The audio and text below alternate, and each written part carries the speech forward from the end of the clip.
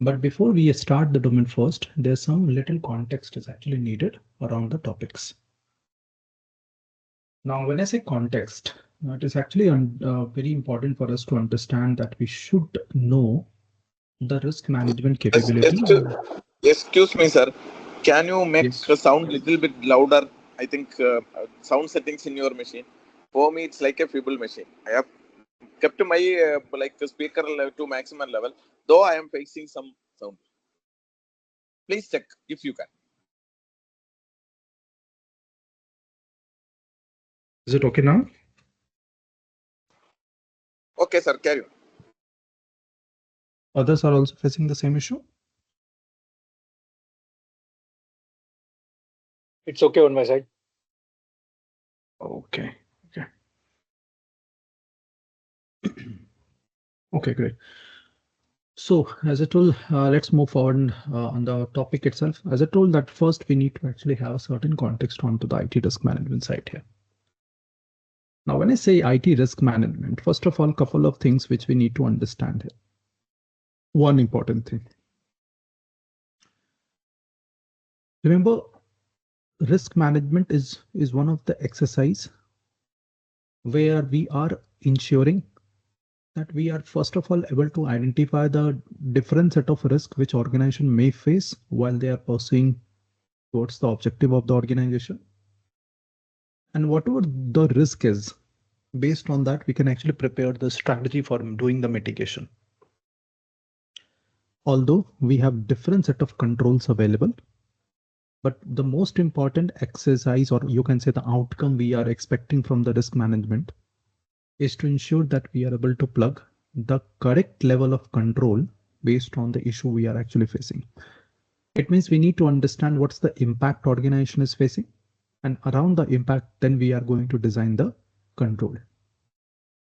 Now that risk-based decision will help us to ensure the relevant costing we are only spending in the area which is actually needed. So it's not only going to be cost effective, but also it is going to provide the adequate amount of control. Now, what's that adequate? What's the cost saving? That is what we need to understand as part of the entire risk management activities there. Now, before I move forward to the risk management side as well, we need to also understand the relevant context, how exactly we typically move forward. So if you look at the organization, so first of all, we need to understand that every organization which is there in the market is having a certain objective, right? I mean, there's some certain key goals we have, which we wanted to achieve. So when you look at that, so first of all, there is an organization, and this organization is having a certain objective to achieve. We can say here, this organization is having certain goal to achieve, right? So this is the outcome what we are actually expecting. Now to achieve this objective, we need to do a certain planning as well. So that is where we need to create a certain strategy. So strategy we can say here is a roadmap which can help us to achieve the organizational objective. So if the objective of the organization is to increase the revenue, let's assume by 10% or by 20% based on the last achieved, then in such case, the strategy is to ensure, or to the roadmap is to ensure that we have a relevant plan to achieve that objective. Okay. Now remember, this business objective strategy could be different based on the organization need there. One simple example we can take, let's assume I wanted to increase the revenue. So might be one of the strategies to sell more and more product by including or by putting the products to the e-commerce website and let many of the customers getting into that particular product, placing the order, and definitely providing the relevant benefits as well. So this could be one of the roadmap we are going to use it.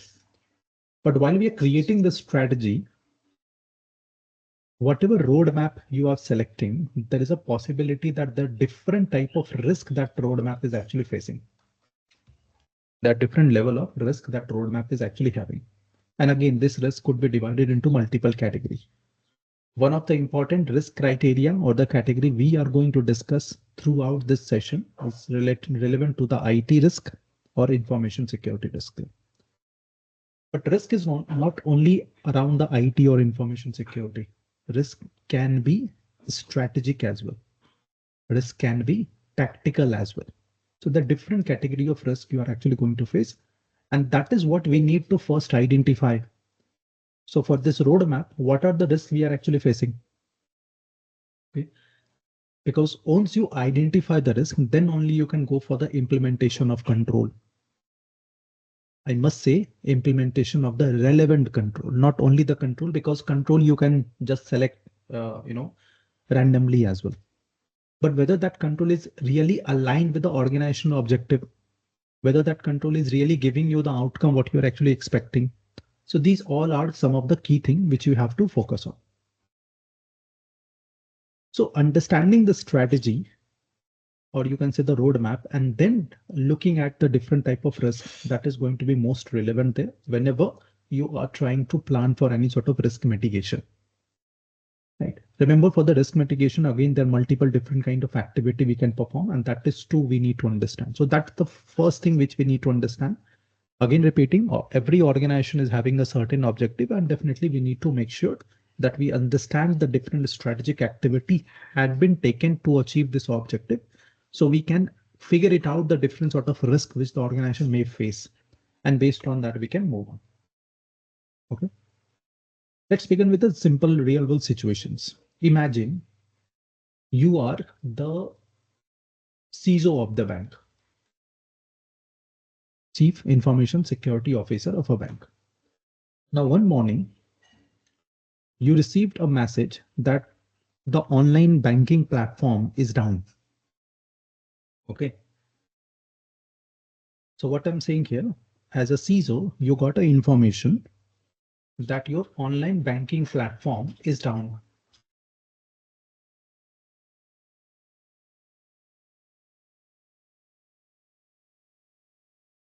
Okay. Now, in such case, what could be the possible risk here? What kind of possible risk you are actually might be going to face here? Anyone wanted to answer? Maybe there'll be some revenue loss, operational impact, customer impact, Customer loss, regulatory reputational penalties, people. reputation damage. Reputational damage. And vulnerability in the system. Financial. One. Yeah, definitely even the financial loss as well, which are going to face. Right. So, and compliance risk more than 3%, we have to report to RBI. Compliance related risk as well. Perfect. So we can say here, if that online banking platform is down, then the different type of risk which the operational environment can face. Few of them is the revenue loss, reputational damage, financial, which is again the revenue loss itself there, compliance itself, and also definitely another one we can actually keep it here, the customer trust as well. Customer trust as well. So these are some of the key things we can say here. Okay. Now, what could be the possible reason? Because definitely here I'm actually saying that these are some of the risks we are going to face if the online banking platform is down. But what could be the possible reason why this must be down?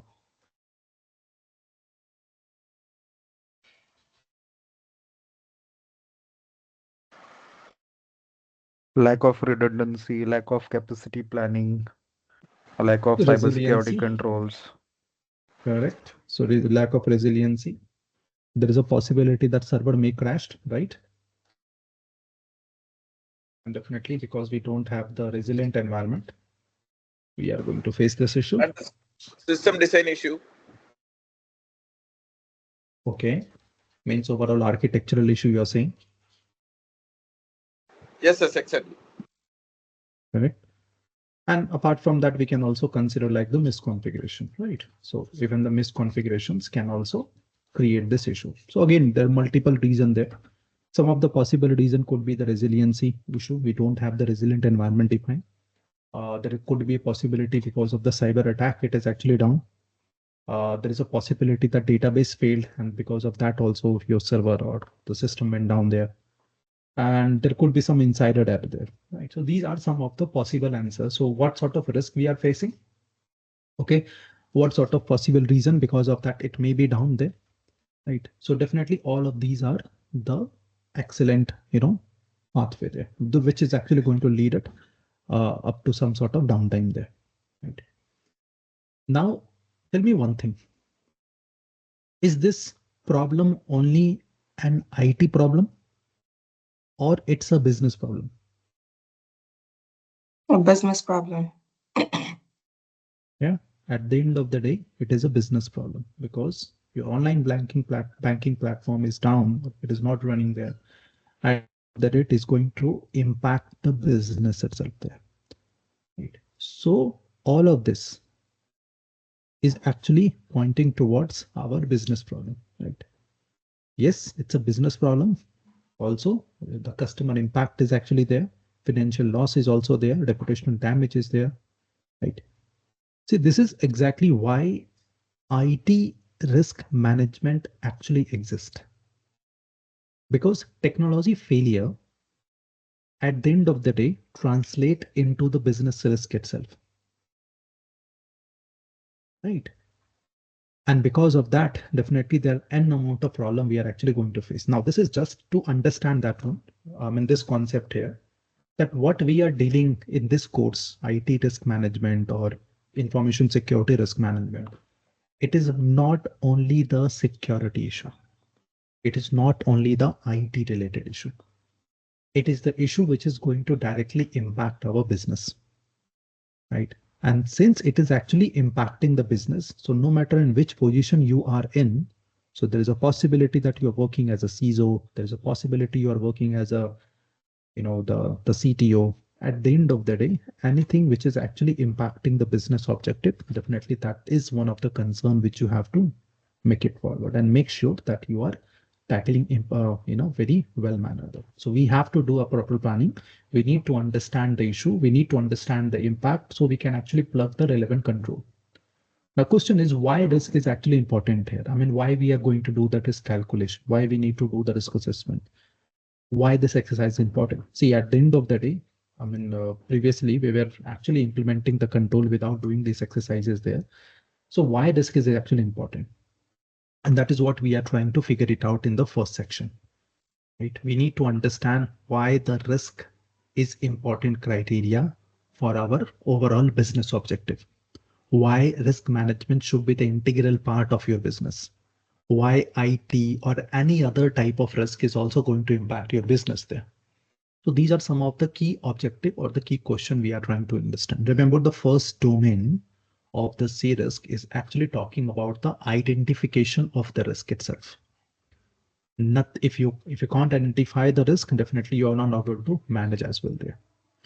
On top of that, we need to also understand the concept of governance, how the governance is actually going to play their role in the effective risk management within the organization. So these are some of the key things which we are trying to figure it out there. Okay, so with this, let's understand first with a simple definition of the risk. So first of all, we need to understand what exactly the risk is and how it is going to play their role in our organization. So if I go there to the, so again here, as I told, that there's some organizational context we have. So in this section, we will try to discuss the organizational context of CRISC concept and practices. It means after completion of this initial activity, remember guys, this is the initial activity there. And this initial activity is going to align with all the 4 domains which we are going to discuss. So not only the first domain, but other 3 domains are also going to be aligned with this particular requirement. So after completion of this exercise, or you can say this initial activity, we will be able to answer the following question. First of all, what is risk and what is risk management, specifically in the context of information and technology? Why is IT risk management is important for the enterprise? What process is used to identify and address the IT related risk? And what's the relationship between the governance and IT risk management? So in this initial concept, we will try to understand these component there. But as we will move forward, it is going to be much more stronger, and definitely we will be able to identify the risk as well, and definitely be able to manage the risk itself there. So what is risk? That is the first question, because definitely the entire course is actually talking about the risk itself there. So what is risk itself? Now, if you are considering the ISACA definition, okay, as per ISACA, and again, definitely the ISACA is actually taking the risk definition from one of the ISO standard as well. So according to ISO IEC 73, which ISACA has adopted in this course, risk is defined as the probability of an event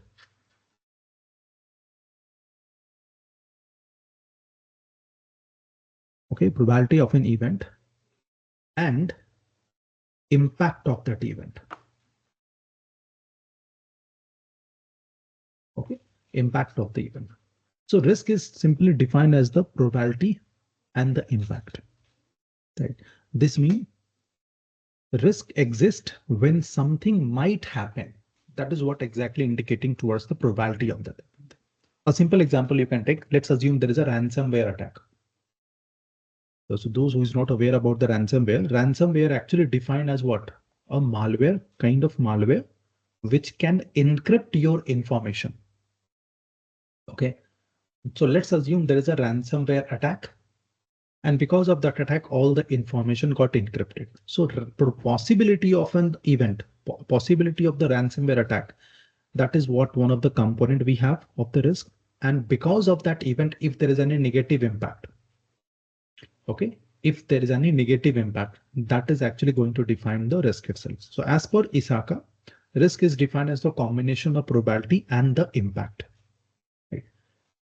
This means risk exists when something might happen, and that event can negatively impact the organization. Remember, guys, risk can be treated as a reward in some area, but in information security, risk is always treated as a negative term. It means something bad. So whenever this risk is coming in your examination, so remember, this is actually indicating towards the bad activity. Okay, and because it's a bad activity, it means we have to make sure that there's some relevant controls we are also implementing for the same thing. What is the relevant control? That totally depends on the overall impact you are facing there. But yes, risk can be defined as this combination there. So there are two things which is mentioned, likelihood, or you can say probability. It means how likely the event will occur.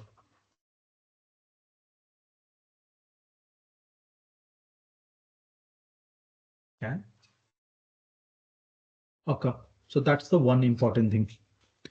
And second thing we have is the impact. Remember, impact actually indicating towards the consequences, right? It means what damage or benefit it will cause. Now remember, if either of these is zero, there is no real risk. Okay. So to understand this, let's take a very simple example. Let's assume that you have a server. Let's assume you have a file server. Okay. There is a probability of a ransomware attack. Okay. And because it's a file server, it means might be there is a multiple possible sensitive information is hosted on this file server there, right? So in such case, there is an impact as well. There is an impact as well. Now, if you can remove any of these, okay, you are able to mitigate the overall risk as well there.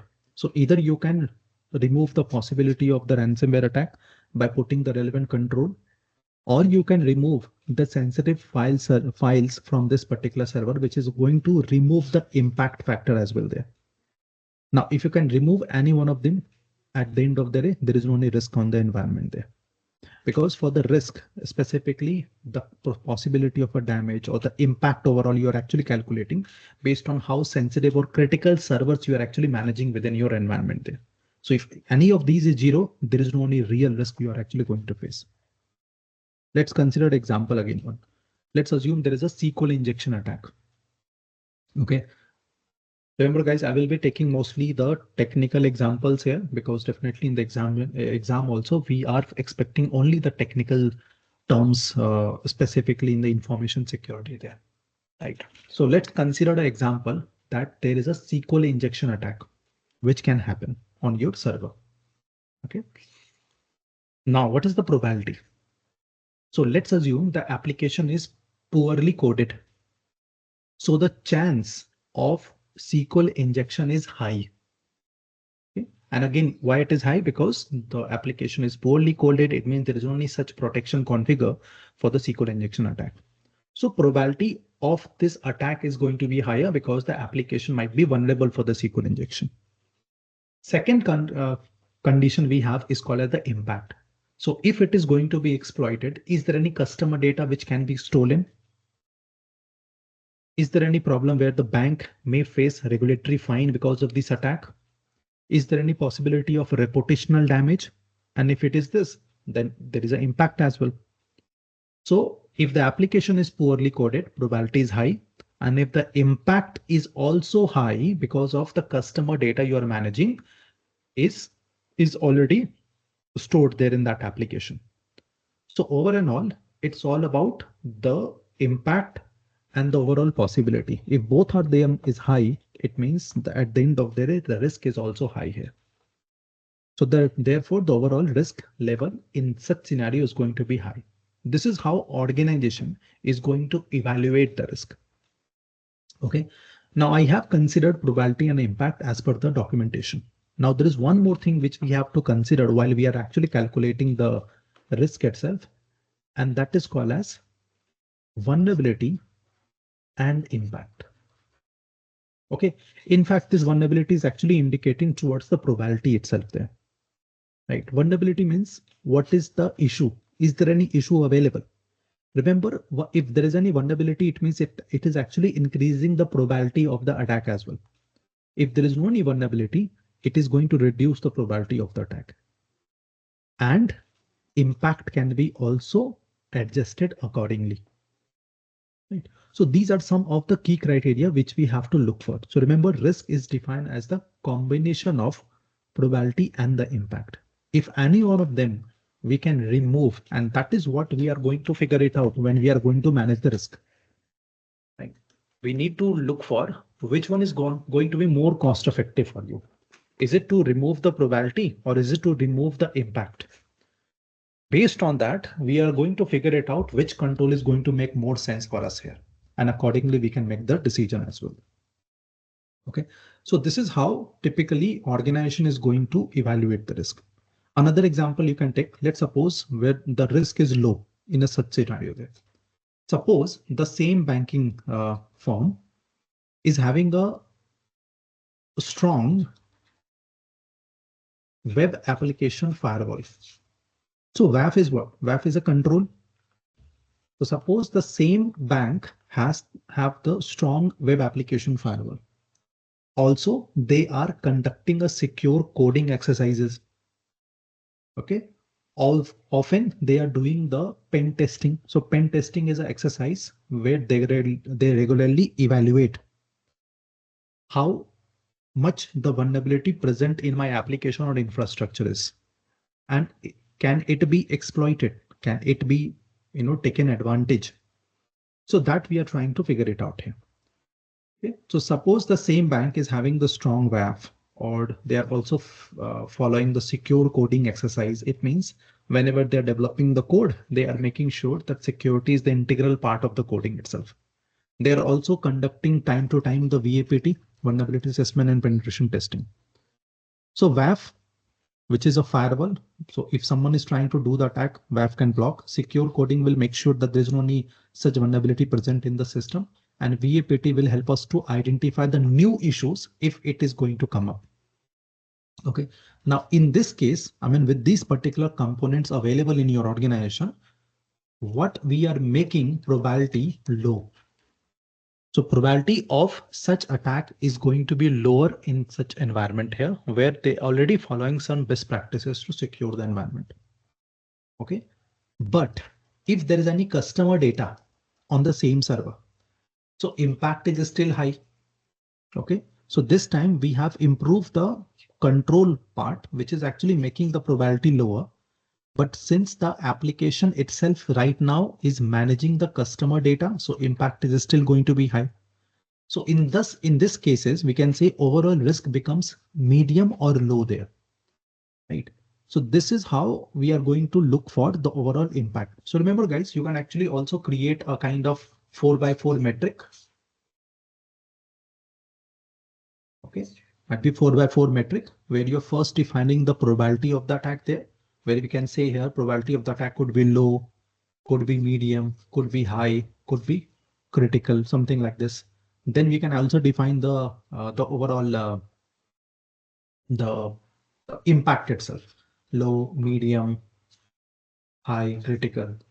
So if probability is low and the impact is high, so we need to see where they are actually dissecting each other, and based on that we can look for the overall issue. So there is typically a heat map we can actually create, which can actually represent that where exactly the overall possibility is going on. Is it low? Is it medium? Is it high? And accordingly we can present the same data to the management, what sort of risk we are actually facing. Right. But yes, this is actually one of the important indicators through which we can represent our data to the management there. So remember one thing here, that risk is not always negative. Okay. And risk can lead to threat to success. It means negative risk. So there are multiple risks you are actually going to face. Let's assume there is an event of data breach where the impact is financial loss. There is an event of system outage where the impact is business disruption. There is an event of ransomware where the impact is operational shutdown. So we need to actually understand, first of all, what is the event? What is the issue we are actually facing? And based on that, we can actually identify the impact, and accordingly, we can make the decision what sort of control we can actually go for there. So first, threat to success that we need to look for. Sorry. Yeah, threat to success. And the second thing is the overall opportunity for the benefit as well. So this is a component where the positive risk will come into the picture. See, risk can also create opportunities. Like a company decided to move its infrastructure to the cloud quickly. Now there is a risk where the migration may fail, where the data may exposed, but the opportunity could be faster product launch in the cloud.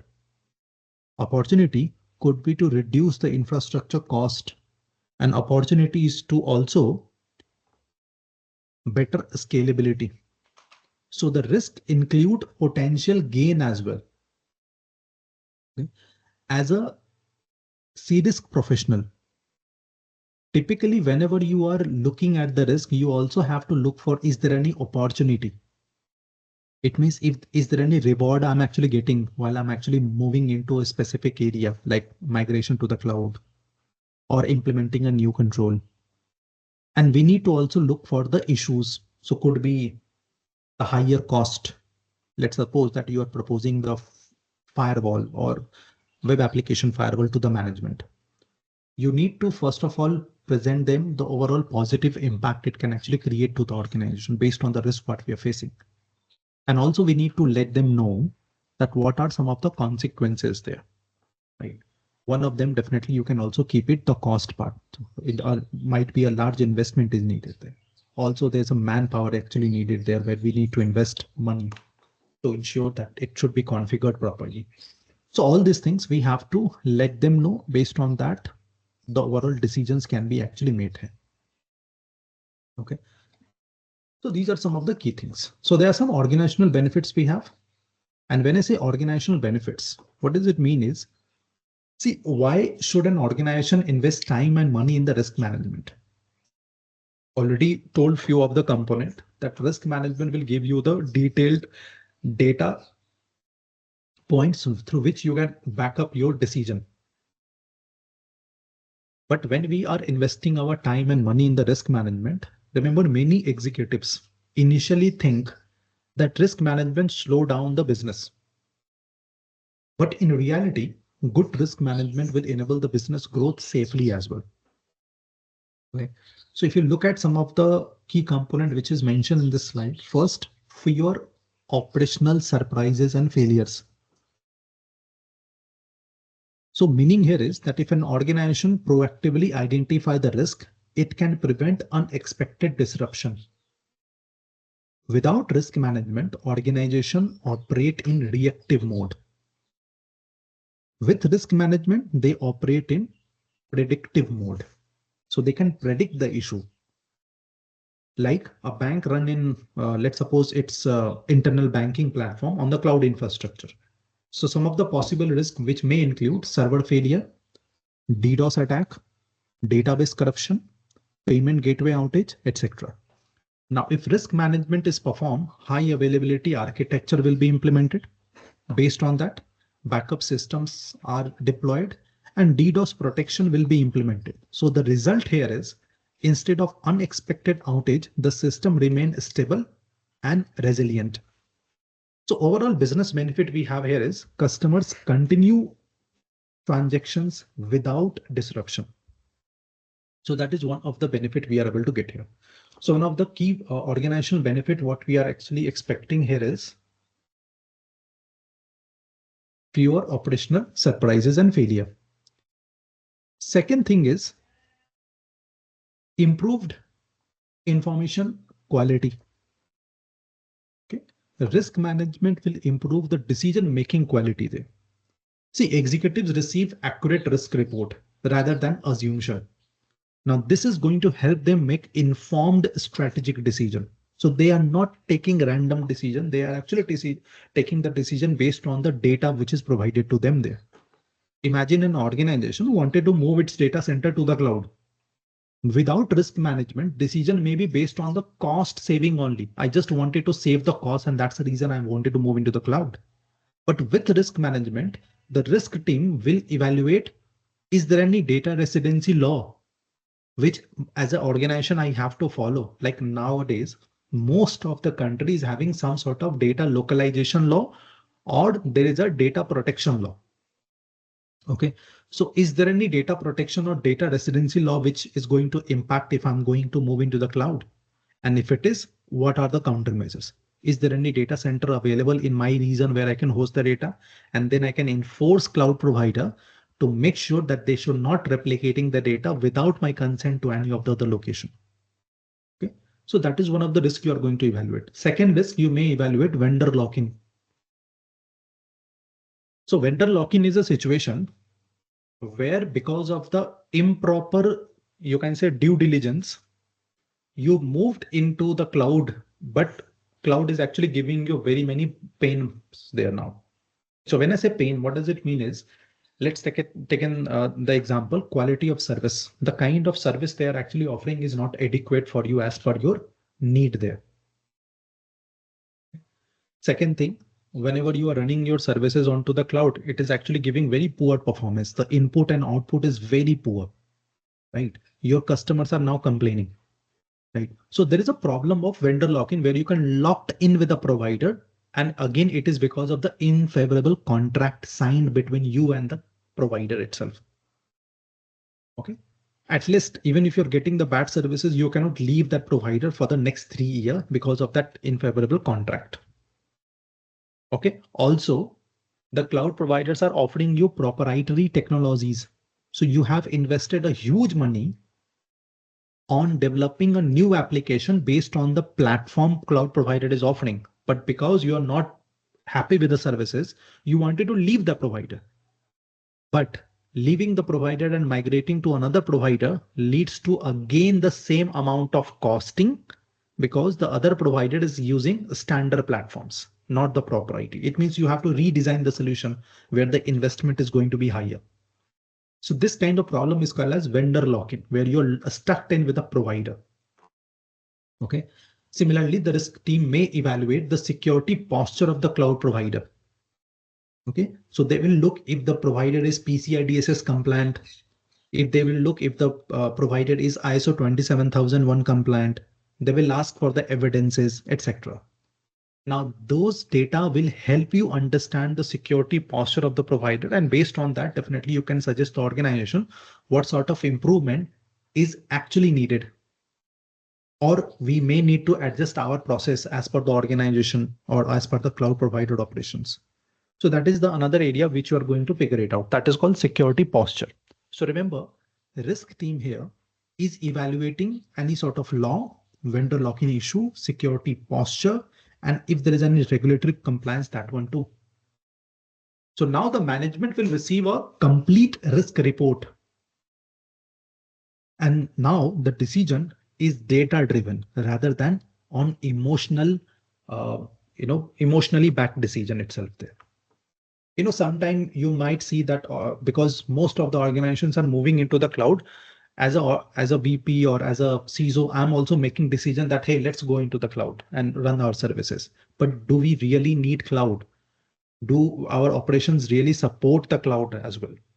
What are the reputational or operational and other sort of risk we are facing? We are not evaluating there. And that is where the risk team will come into the picture. They will evaluate each of the component eventually properly to understand the risk, provide the data to the management and let them make the decision based on this data. Right. So again, risk management is going to help you improve the information quality as well there. Okay. Third component here we have is greater stakeholder confidence. The stakeholders typically include what? Your customer, your investor, regulators, partners, board member, etc. So when organizations demonstrate a strong risk management practices, the stakeholders trust the organization more. Why? Because they know that the organization is having the relevant capability to handle that risk. And see, the most important thing is that if an organization is evaluating and identifying the risk and then they're making the controlled decision, that is not only going to be the proper, but also the adequate and cost effective. Now, if this information is available to the stakeholder, they know that they are taking the reasonable care to the organization and their information based on the proper feedback or the data they are actually receiving from the market. And that is going to improve their confidence itself that this organization is capable in managing the relevant risk. Think about a situation that you're investing your money in some financial firm, but at the end of the day, those financial firm is simply taking the decision based on some random input coming it up, or based on the IT guy suggesting that, hey, this control should be there in our organization, right? I mean, think about a situation that you got such feedback about an organization where you are investing your money. It means any time that organization may get compromised, their data may get breached. And because of that, there is a negative impact on you as a customer as well. So once we have such data available, definitely it is going to turn down my confidence. But if I know that organization is doing well, they have a well-established process, they have a well-established risk management team who is actually proactively identifying the risk, providing the data, and accordingly, the relevant team is taking the actions. Now that is going to boost up my confidence on that organization and definitely help me to invest more money or might be making a decision about that organization. So this is the another key and important thing which we have to look for. Another pointer is reduce regulatory concerns. Most of the industries or many industries are heavily regulated nowadays, like banking, PCI-DSS as an example we can take, healthcare, HIPAA, finance, SOX, cloud, GDPR, or might be ISO 27000. There's so many different regulations and standards actually applicable on the organization. Risk management will help organization identify the compliance risk early. Okay, like a healthcare organization, let's suppose they are storing the patient records. If they do not manage privacy risk, they may violating the HIPAA or GDPR. So consequences is millions in fines they have to pay, lawsuits, reputational damage, etc. they're going to face. But with risk management, privacy impact assessments are conducted. Data encryption will be implemented. Access control policy will be enforced. So at the end of the day, the result is regulatory compliance is maintained within the organization. Right. So this is the one of the benefit we are actually getting. Another benefit is innovative application to support new business initiative. See, many people think risk management block innovation. Okay, but good risk management actually enable the innovation safely. A bank, let's take an example. A bank wanted to launch a mobile banking, open banking API, or might be digital wallet. Now, these initiatives involve a risk, might be API abuses, fraud, identity theft. Risk management will ensure that there is a secure API gateway, there is a fraud detection system, and there is an identity verification mechanism we are implementing. Now, the bank can innovate without exposing itself to the catastrophic risk, which will come. And specifically, you take the recent example only, AI, artificial intelligence. Majority of the financial, let it be financial. Every type of organizations are implementing the AI without knowing the consequences, the way they are actually sharing the data. Right? What I have seen in majority of the banks, they are simply taking the snapshot of the screenshot, uploading to the AI and asking the question, hey, can you help me on this? Which is actually creating a big risk itself there. They don't know how to control that data movement. And that is where you might have heard about that there is a huge requirement of AI governance is actually coming into the picture, where we have to make sure that there is a proper governance rules, controls define how the data can be shared, where it can be located, and how it can be managed there. So all these things we are carefully taking it out here. So AI is also a new innovation, and this is actually bringing a new risk where my data may get compromised easily. So to eliminate this, we are making sure that first identifying the relevant risk. So first of all, what sort of AI you're using, how the data is being shared. Is it the inbuilt AI or it is the third party AI? What sort of controls which is already there, which is going to help me safeguard my data while the data is actually being shared with them? Or I need to design a control within my organization itself, which can help me to safely, share and get the necessary response to improve the productivity as well.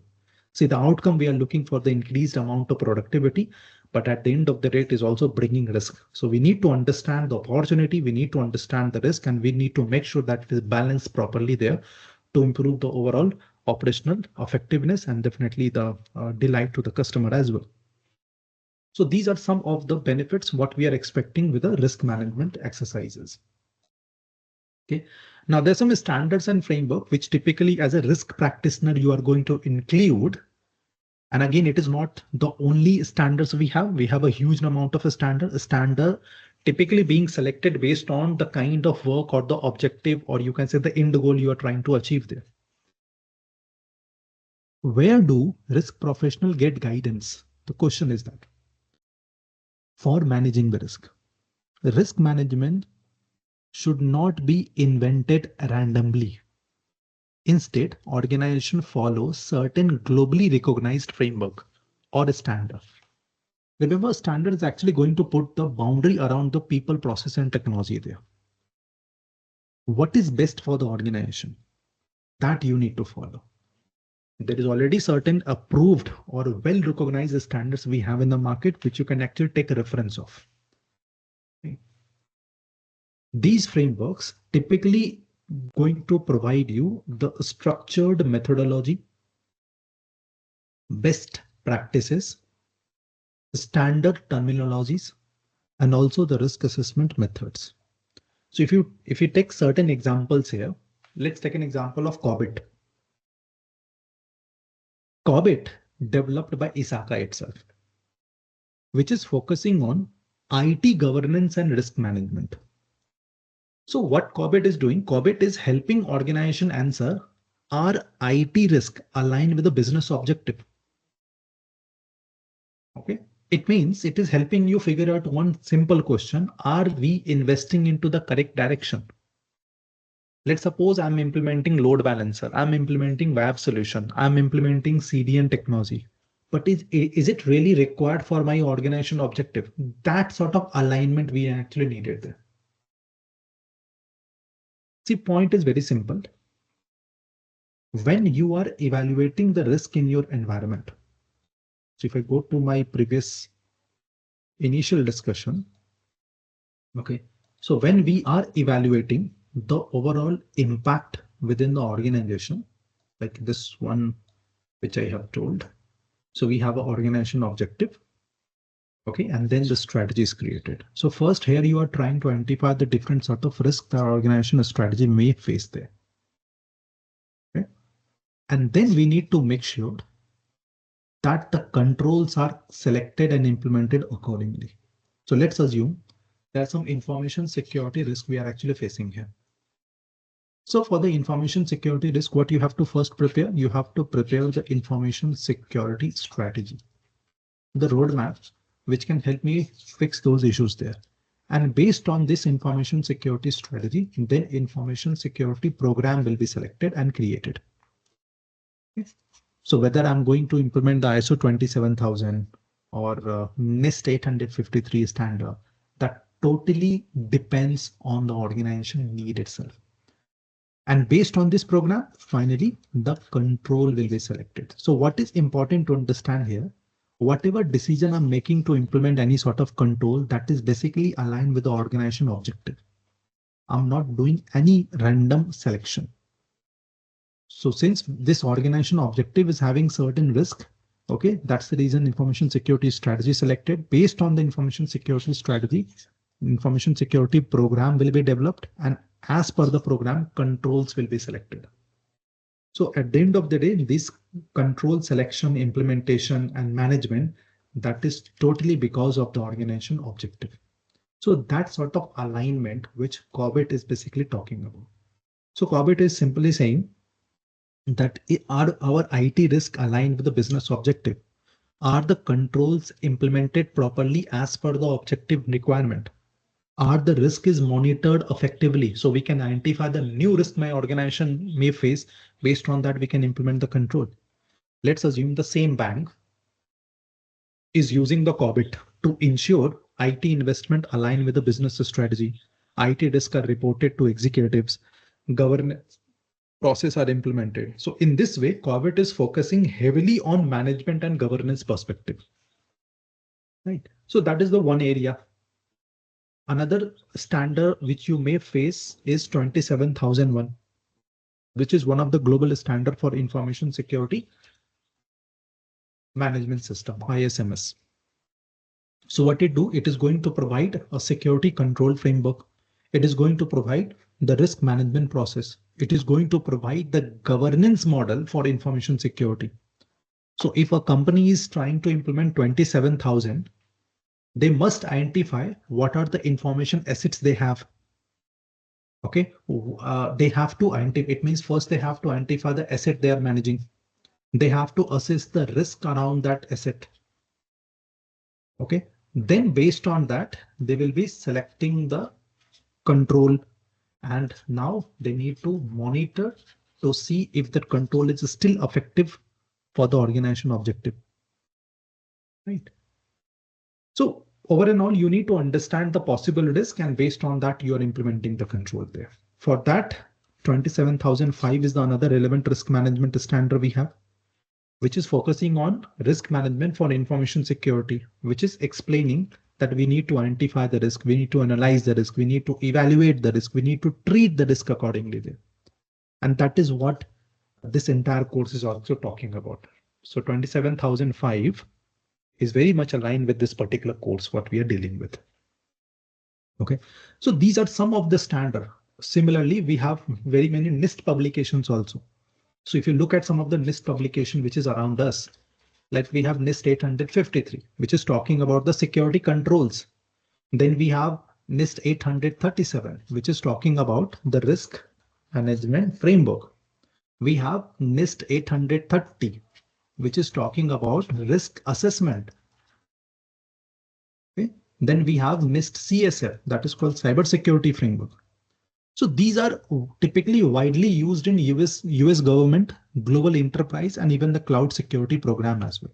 So if you look at any of the cloud platform, there you will see certain standards are actually being followed there. So let me just open one cloud compliance program page from any of the vendor itself. Let me just see if I can. This page might be, this page is going to be okay.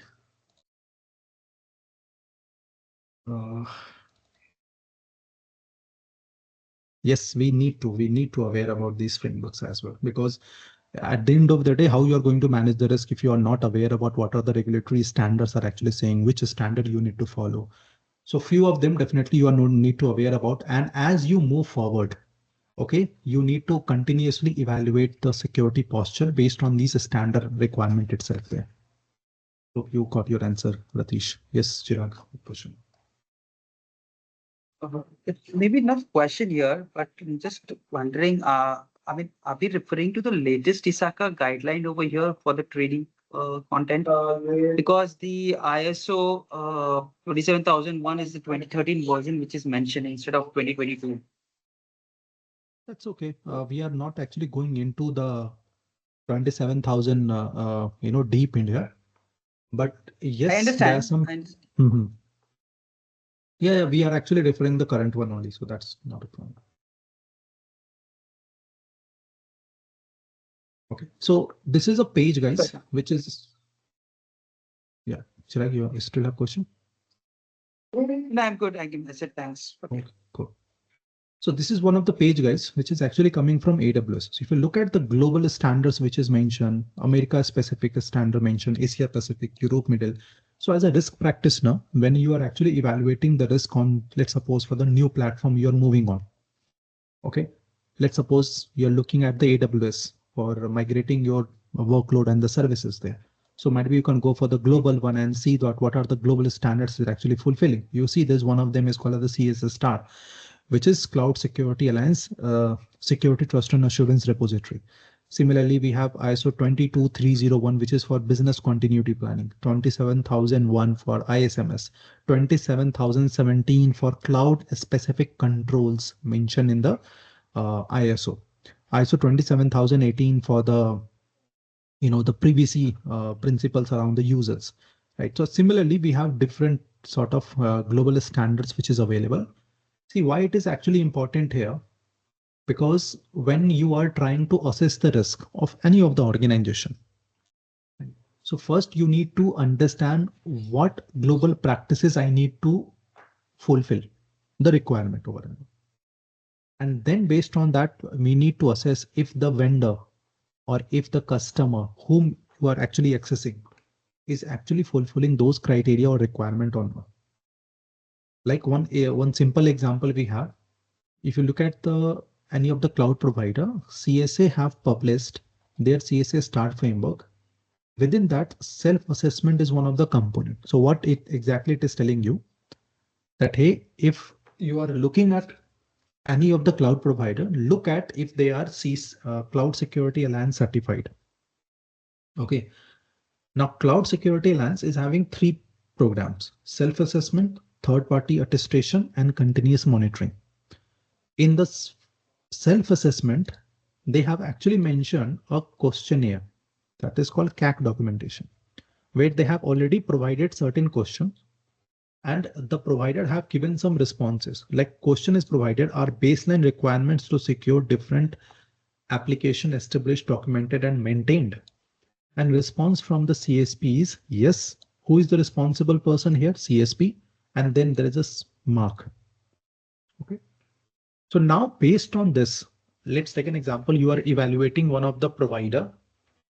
And when I say evaluation, it means you are looking at the different sort of risk which you may face if you're moving into the cloud provider. Okay.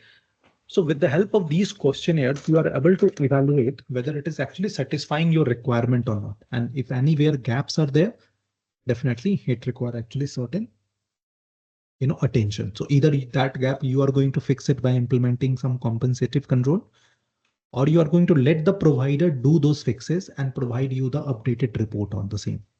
Right. So these are some of the key things which we have to look for.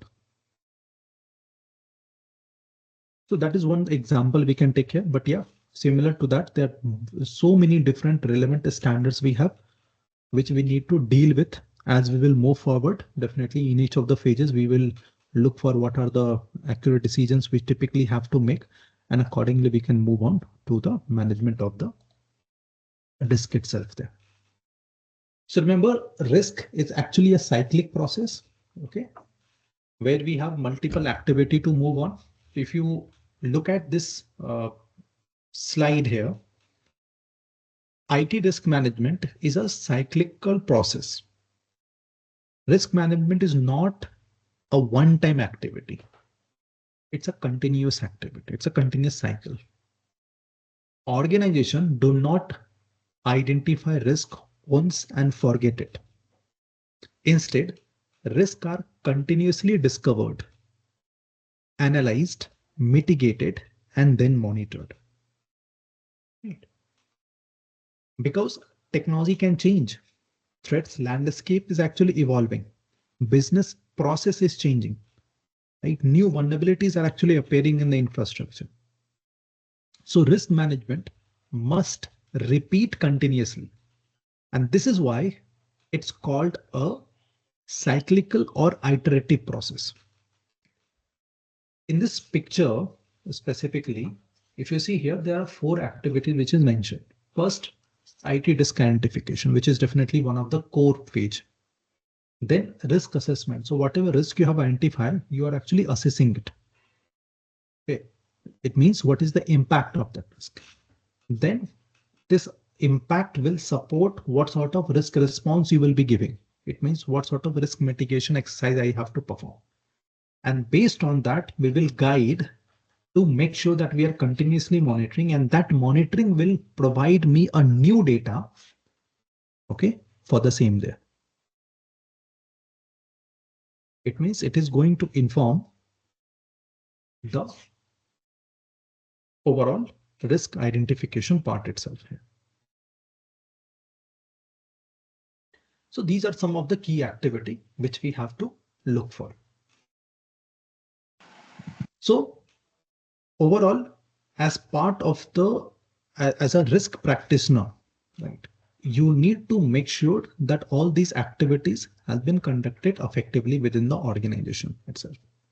Remember, as a risk practitioner, you will be doing multiple different kind of activity. And in this course specifically, we are going to refer as a risk practitioner is a risk, because a successful risk practitioner will understand the risk culture of the organization and allow that to drive the overall risk strategy. Right. Remember, at the end of the day, we need to make sure that we are planning effectively within the organization. Okay. A professional responsible for identifying, analyzing, managing, and monitoring the IT related risk. Example of people who act as risk practitioner could be IT risk manager, information security manager, GRC specialist, security architect, technology risk analyst, and even the cloud security risk manager as well. So these professionals do the operational risk work while executive leadership provide governance and direction as well there. Okay. So there are some important distinction we need to also understand. Remember, CRISC clearly separate the risk governance from risk management execution. IT auditor is actually going to help us to identify the risk, right, Monica? Because at the end of the day, remember, as a risk practitioner, you are actually going to identify the risk itself there. ID auditor is going to evaluate if the things are actually implemented effectively within your organization. So definitely they can also help you do the contribution itself there. Yeah. Yep. So if you look at the overall distinction which is given here, so it is, remember, CRISC clearly separate the risk governance from the risk management execution. Okay. Like the board or executive leadership is going to define the risk strategy and risk appetite. So what is the risk strategy and what's my appetite is, how much risk I'm actually willing to take. And risk practitioner will execute the risk management life cycle. So the risk practitioner implement the risk framework, but leadership define how much risk the organization is willing to take, which is actually one of the important criteria to succeed. Otherwise, I may be taking lots of actions there, but whether I'm able to achieve my overall objective or not, that cannot be, identified there. So that's another important thing which we have to look for. Right. Another thing is understand the risk culture of the organization as well. This is another important pointer which you have to look for. Okay. So when I say understand the risk culture, Means what? Remember, a successful risk practitioner must understand how the organization view the risk. Now, this is called as risk culture. Risk culture will determine how much risk the organization is tolerating, whether management is risk averse or risk taking, how quickly risk must be mitigated, etc. Let's take an example here. Consider two different organizations we have. Organization A, which is bank, which is typically have very low risk tolerance. Like data breach are unacceptable, downtime must be minimal, regulatory compliance is strict. So the risk practitioner must design very strict security control here. Okay. Whereas organization B, who could be, let's suppose it was a startup. Okay. So a startup may accept higher operational risk. Examples, they will rapidly deploy the applications. They will do lots of experiment. It means experimental technology they are going to utilize. And they also have a limited control initially. So the risk practitioner now in such cases must balance security with innovation. So if the risk practitioner apply bank level control to a startup, innovation may stop. Therefore, understanding the risk culture is actually very much important before you are going to make the decision for any sort of implementation of the control. Right. Another thing which is important here is risk should not be evaluated only from the IT perspective. Okay. It means ensure that both the technical and non-technical element of the risk have been considered. Okay. Understand this, that many engineers typically make a simple mistake. They assess risk based on the technical severity. As a C risk must be evaluated from the business perspective. Technical vulnerability example you can take here. Let's assume there is a medium severity vulnerability in a server. From an IT perspective, it could be medium severity, but from a business perspective, if that server support payment processing, let's take an example, the business impact become very high. So the real risk is high risk, not medium in such case. Another example you can take here. Let's assume there is a technical issue we are facing in the internal testing system. So the internal testing system is misconfigured. From the IT point of view, high vulnerability score you are getting here. But business view, system not connected to the production. So there is no any sensitive data. So in such case, the actual business risk is low. Okay. So always we have to tie up that if this risk is really aligned with any sort of production activity, which is going to impact at the end of the day the business. And if it is, the risk is high. But if there is no any production data, and let's suppose that it is actually running in your testing environment, so definitely in such case the risk is low there, and we have to evaluate accordingly there. It means consider both technical and non-technical risk element. IT risk is not only technical security issue. There are also business and operational risk. A successful risk practitioner will evaluate both categories. Okay.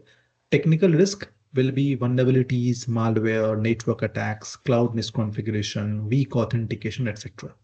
Non-technical risk, poor vendor management, regulatory non-compliance, lack of employee training, insider fraud, etc. Right. So a bank, let's take a simple example. A bank is using a third-party payment processing vendor.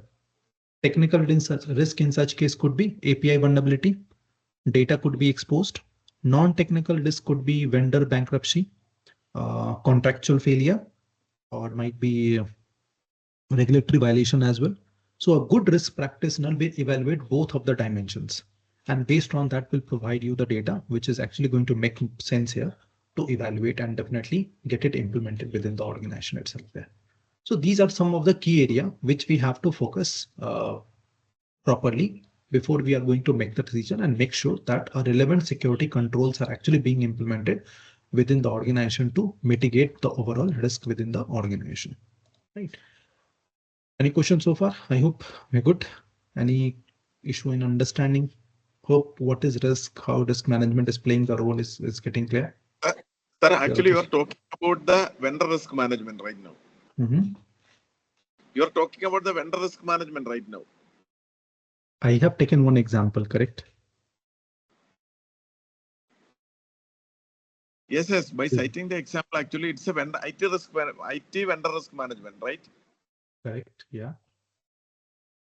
So there, the issue is it is primarily governed by an SLA, service level agreement. If the service level agreement is not matured enough to capture all the IT risk fundamentals, if it is a perpetual kind of SLA, then how much control we can exert? It totally also depends on your business risks as well, right? So take an example. If you are, let's suppose, aligned with some of the vendor. Okay, unless even for the, let's suppose that you are actually outsourcing the IT component there. One example we can take. Let's take an example. I have outsourced my SMS services or might be messaging services to the third party vendor who's actually taking care of this. Right? So definitely one of the component is looking at the SLA, like up to what amount of time, let's suppose their system can be down without having any impact on you there. So that is one of the SLA you are actually counting. But at the end of the day, you also have to look for the security risk what they are actually managing. Because nowadays we are actually surrounded with huge number of regulations, right? So if I take an example, if I'm only concentrating on the IT risk here, it means because of the messaging application platform, let's suppose it is breached or something happen, there is a possibility my customer data may go or it can be breached there. And this is going to create another set of problems. So definitely apart from the SLA, which is definitely for the operational activity you're maintaining there, you also have to look for the security issues because of the third parties actually bringing in your infrastructure. And that you need to also assess, properly validate, and then only go for the selection and the implementation.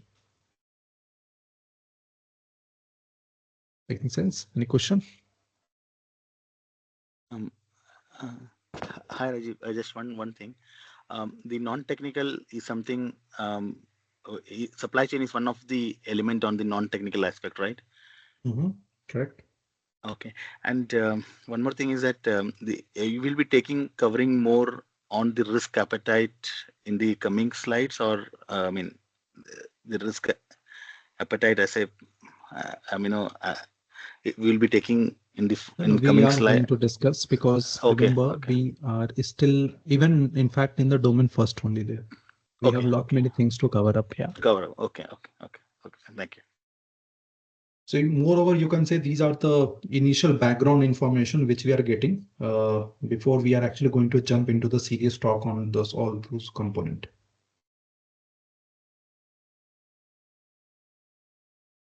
Okay, great. So moving forward, so what we have discussed about the role of IT risk practitioner and definitely how they are actually going to help us here. Now, if you look at the COVID 5 actually defines the key actions for the governance and management, right? And now why governance and management is also going to play the role here, specifically in the risk. Remember the roles and responsibility is one of the key criteria through which you can bifurcate and define how the risk is effectively managed within the organization as well there. Because if there is any role or responsibility which is definitely overly permitted for any of the user, that is going to bring a new risk itself as well there. Right. So there are a couple of things we have. First is the governance versus management. And again, it's one of the COVID perspective, control objective on information and technology there. The distinction is very important, specifically in CRISC and COVID, because most of the professionals confuse these two. Remember, governance is actually going to decide the direction, giving you the proper direction, what exactly you're trying to achieve. And management will execute that direction. Right? So that is one of the important objectives. Second thing, governance is typically strategic. At the high level, strategic direction they can actually provide you. But management is typically operational. How to implement this solution, that's what the management is looking for. Third is governance is typically done by the board or executives. And management will be implemented by or done by the managers or the teams itself. So overall, we can say here that governance is providing the strategic level direction. Governance is performed by board of directors, risk committee, executive leadership, or might be chief risk officer. Right? So governance is going to answer the strategic questions about the organization. Right? So governance responsibility is to evaluate the stakeholder need, conditions, and options. Leadership will determine what stakeholders is actually expecting from the organization. So stakeholders may include your customers, may include your investors, regulators, partners, and even the employees as well. Example, you can take a bank's stakeholder expect secure banking system or high system availability or regulatory compliance. Now the board evaluate these expectations before making a strategic decisions, right? And that is what the governance responsibilities are. Second thing we have is management is going to determine, or you can say governance is going to determine the balanced enterprise objective. Governance will ensure the organization balances, means the business growth, risk exposure, compliance, cost. A simple example take to understand this. Let's assume there is a fintech company which may want to launch a new mobile payment platform. Okay. Now governance must balance the innovation, security, compliance, and cost in such cases. Now this lead to enterprise objective like increase the digital revenue, let's suppose by 20%. Maintain the cybersecurity maturity level and also meet the regulatory compliance. So that is the another key thing. And similarly, governance is going to direct action through prioritization and decision making. So governance is going to set the priority for you, like invest in cloud infrastructure or might be improve the cybersecurity capability. So they can actually give their priority based on the market need or based on the stakeholder need itself there. Like if cyber risk increase, governance may prioritize invest in security monitoring and incident response tool. Similarly, there is a monitors performance and compliance. That is also you need to look for. So governance is also going to provide you direction for the same. Governance will provide oversight. So we can provide that what sort of things I need to monitor. So might be we need to monitor risk level. We need to monitor compliance status. We need to monitor the performance metrics. So board in such cases is going to review cyber risk report, security incident, audit result, etc. And then the management will come into the picture. So based on the overall direction given there by the management will execute the direction set by the governance. So management roles include your CIO, CISO, IT managers, risk managers, engineers team, etc. So management responsibility is to plan the activity, right? So governance will include improve cybersecurity resilience, and management will create the plan accordingly. Like we need to deploy the SIM, maybe we need to deploy the SOC monitoring solution or conduct the security training. Okay. So we need to actually build the solution here in the management. Management will implement the system like deploying the firewall, implementing the identity access management, or it might be to configure the cloud security control, etc. there. So these are some of the key things which we have to look for. Okay. So remember, over and on, governance will ask what should we do, and management will answer how will we are actually going to perform the same thing. Right. So these are some of the key activity which we have to look for. Okay. So governance answer is going to answer 4 important questions. Are we doing the right things? It means as per the organization objective, as per the stakeholder need, are we doing the right things? Remember, this relates to the strategic alignment. Governance must ensure the organization invest in the right initiatives. Like, let's assume there is a bank who is evaluating the technology investment. So they might be having multiple options, like they wanted to invest in AI fraud detection. They might wanted to invest in new mobile banking features. They might wanted to invest in blockchain research, etc. Now governance will decide which initiative align right now with the business strategy, and accordingly they will provide you the overall feedback. Another thing is, are we doing them in the right way? It means, are we following the correct process implementation? So even if the organization choose the right initiatives, it must ensure proper implementation, which is going to involve like security control, compliance, best practices, etc. So if I'm doing cloud migration, governance may ask, are security frameworks applied? Okay, like CCM, cloud control metrics, is it applied? Our regulatory requirements are satisfied? Might be GDPR, PDPTP, whatever, right? Or our risk assessment is performed. So these are some of the key questions we may be getting. So are we doing them in the right way as per the market best practice? Now the third question, which the governance which trying to satisfy is, are we getting them done well? Now this is going to focus on performance and efficiency. See, governance is going to check, are projects delivered on time? Are systems performing properly? Our resources are used effectively. So if a security program was funded, governance expect metrics.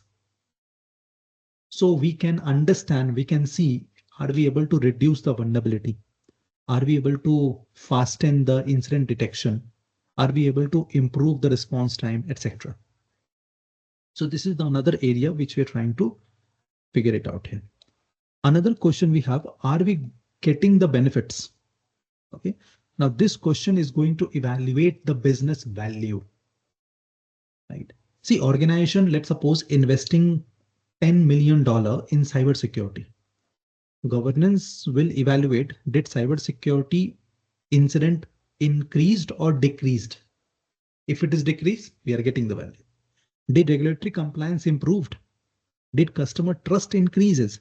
If not, governance must reassess the strategy and they have to make sure that they are going into the correct direction. Right. So remember, at the end of the day, governance objective is to create the value, okay, which is the ultimate purpose of the governance. The goal of governance is to create and optimize the value for the stakeholders, which is your customer, investor, employees, regulator, partner, etc. How governance is going to create the value then? Okay. So first of all, you need to also understand the benefit realization. So value creation comes from balancing the three elements: benefit realization, risk optimization, and resource optimization. Let me just. So when I look at the overall governance, so governance, what I told, is going to create the value, and value creation comes from balancing the three elements. One of the element is benefit realization. Benefit realization. Okay. See, organization must achieve the business benefit, like digital banking increases revenue and customer satisfaction. So this is what is called as the benefit realization. Are we getting the benefit? Second, governance will create the value by optimizing the risk. So risk optimization is the another area which the governance is actually going to look forward. See, organization cannot eliminate the risk completely. Instead, they optimize the risk. This means they should reduce unacceptable risk. They should accept reasonable risk for growth. Example, if you're launching a new fintech services, which may introduce risk, but create business opportunity as well. So that is what the risk optimization is about. What we are optimizing over and over. Okay. And the third element of governance value is resource optimization as well.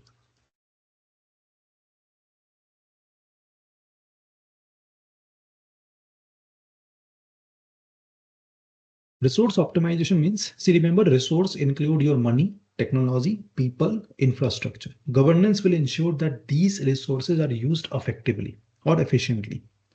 So instead of hiring many security analysts, organization may implement automated security monitoring tool, which is going to optimize this solution. Right. So these are some of the key risk principle we have, which we have to focus on. Remember, risk optimization cannot be separated from business objective. You cannot evaluate risk alone. Risk must be evaluated alongside, which is business benefit, resource uses, and also the strategic objective as well there. So these are some of the key area which we have to look for. So remember, governance will provide you the direction. That direction will be executed through the management, and risk management activity will ensure the risk stay within your tolerance level. Now, what's that tolerance level, appetite, or capacity that we are going to discuss in our upcoming sections there. But remember, governance exists to balance three things: benefit, risk, and resources. Balance is what create value for the stakeholders at the end of the day. Okay. So yep, these are some of the key things we have discussed, and again onto the IT risk management, and then looking for accessing the context. Now let's understand this assessment of the context itself there. See, assessment of the context means, which is actually the first step in your risk management as well. See, before identifying the risk, the first responsibility of a risk practitioner is to understand the context in which the organization operate. So in simple word, risk cannot be understood without understanding the environment of the organization. Two companies can have the same vulnerability, but completely different risk level, depending on their business context. So why this context is actually important for us? Imagine the same vulnerability existing two organizations. There is an organization one. Assume there is a hospital system storing the patient record. If attacked, patient safety affected, legal penalty will come up, and privacy violation is also going to happen. So risk level is going to be very high in such case. Whereas the another scenario is there is another organization which is a small internal training system with no sensitive data. So if attacked, there is a minor inconvenience. So in such case, the risk level is low. So the technical vulnerability is identical in both of the cases, but the context change the risk level. And this is why risk management always begins with understanding the environment. If you don't have the understanding on the environment, you are not able to manage the risk effectively there. So key activities when you are assessing the context is evaluate the intent and capability of the threat. Remember, not all threats are equal. As a risk practitioner, you should evaluate the intent. Intent means does the attacker wanted to target us? Right. So that is the intent. And second thing is the capability of the attacker. Do they have the skill and resources through which they can successfully conduct this attack? One example you can take. Typically, we divide the hackers into multiple categories. One of the categories is script kiddie attackers. So script kiddie attackers, typically they don't have any intent. Okay, when I say they don't have any intent means they just learned something new. Let's suppose they just learned how to create a malware. So they created a new malware and then they sent it to you there. So there is a complete possibility that that malware may fail. Why? Because you have an advanced anti-malware engines who can detect such kind of malware. So first of all, here intent is low. They have simply created a new malware. Okay, but they don't have intent to harm you. They're just checking their capability. Okay, and then the capability could be also low in such case. Why? Because these new script kiddie guys, they might be not aware about that advanced detection engines of the EDR or anti-malware systems is not only looking at the signatures, they are also looking at the behavior of the malware. So if they have only targeted or they have created the malware based on a certain signature, that can be detected easily and accordingly it can be mitigated. Overall, risk impact is limited here. Okay, because they don't have the intent or the capability as well, both. But let's assume the another category we have is the nation state attackers, which is targeting a bank. So first of all, they have an intent which is very high. They have an intent to steal the money. Okay, and they also have a capability. So it means they are aware about how to create innovative malwares which cannot be detected easily. And the most importantly, they are getting funded as well. Okay, so not only in terms of skill, they also from the fund side, they also having huge amount of money to create such resources there. So over and all, in such case, the risk is severe. Okay. So this is called as, I mean, you need to understand the attacker which is against you or against the firm.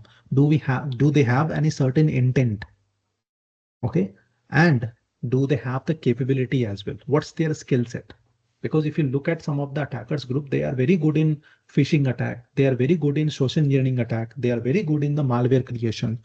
So if you know who is against you, you need to understand their intent and their capability, which can help you to frame what sort of damage they can give you. And based on that, you can create the control. Okay. Another element is assess the value of your asset which you're trying to protect. Now, this is going to be important as well. Remember, let's suppose that you are suggesting organization to invest $10,000 to invest in the firewall. But your asset is not that much of worthy, right? Is it really making sense that I should be investing that much of huge money on protecting something which is not valuable for me? So that's the reason assessment of the value of the asset is important. Risk management require identifying which assets are most valuable. Assets may include your customer data, your financial system, intellectual property, your cloud infrastructure, your business processes. Consider a fintech company, again, where they have multiple assets, and assets ranked might be by the importance. So asset could be customer payment database. So importance in such cases is going to be critical. Transaction processing system, that is too, is going to be critical. Marketing website, in such case, the importance is going to be low. So if the marketing website fail, business can still continue. But if the payment system fail, business will stop completely. Therefore, asset value is going to determine the risk priority. So that is another key thing you have to look for. Assess the relative value and trust required in that particular asset. And third thing is consider the respective relationship of vulnerability that threat could exploit to intercept. See, as a risk practitioner, you should analyze which vulnerabilities can be exploited by the threat. So you have an asset, so you have an information of the asset, and this asset may be having a certain vulnerability. Okay, or you can say this asset may be having certain issue. Let's suppose the asset is your customer data, which is getting processed in a SQL database. Now this SQL database is outdated. Okay, so that is one of the vulnerability, and that outdated database or system is having a known vulnerability as well, which can be exploited. Right? So you need to understand which vulnerability can be exploited by the threat. So these vulnerabilities will allow attacker to intercept your data, interrupt your system by conducting attack like DDoS attack. They may modify your data. They may fabricate the data. It means fake transaction they can include as well. Now these corresponds to the CIA security violation. Okay? And accordingly, you need to put the relevant controls as well.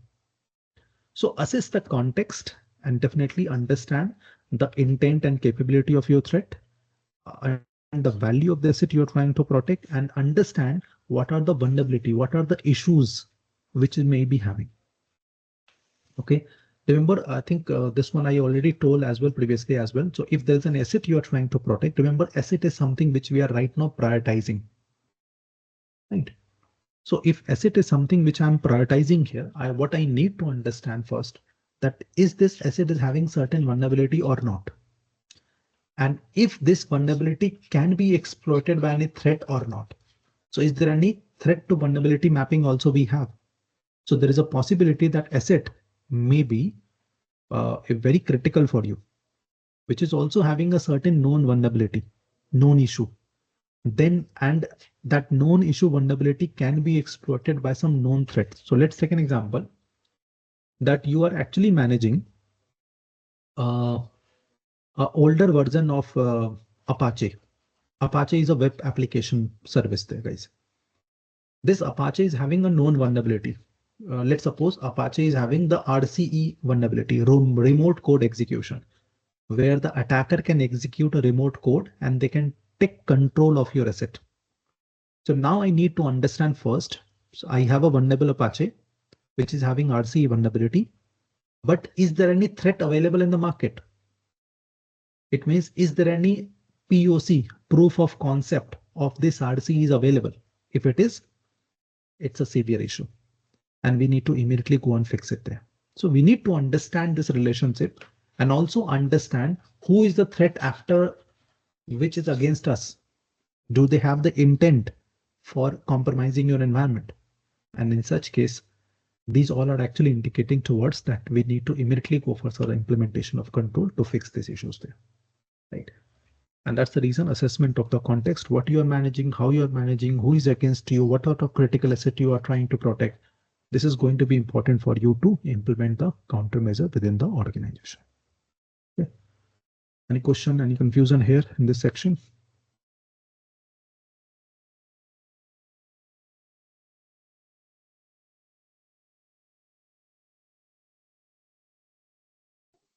I mean, can we create any equation with respect to risk, vulnerability, and threats?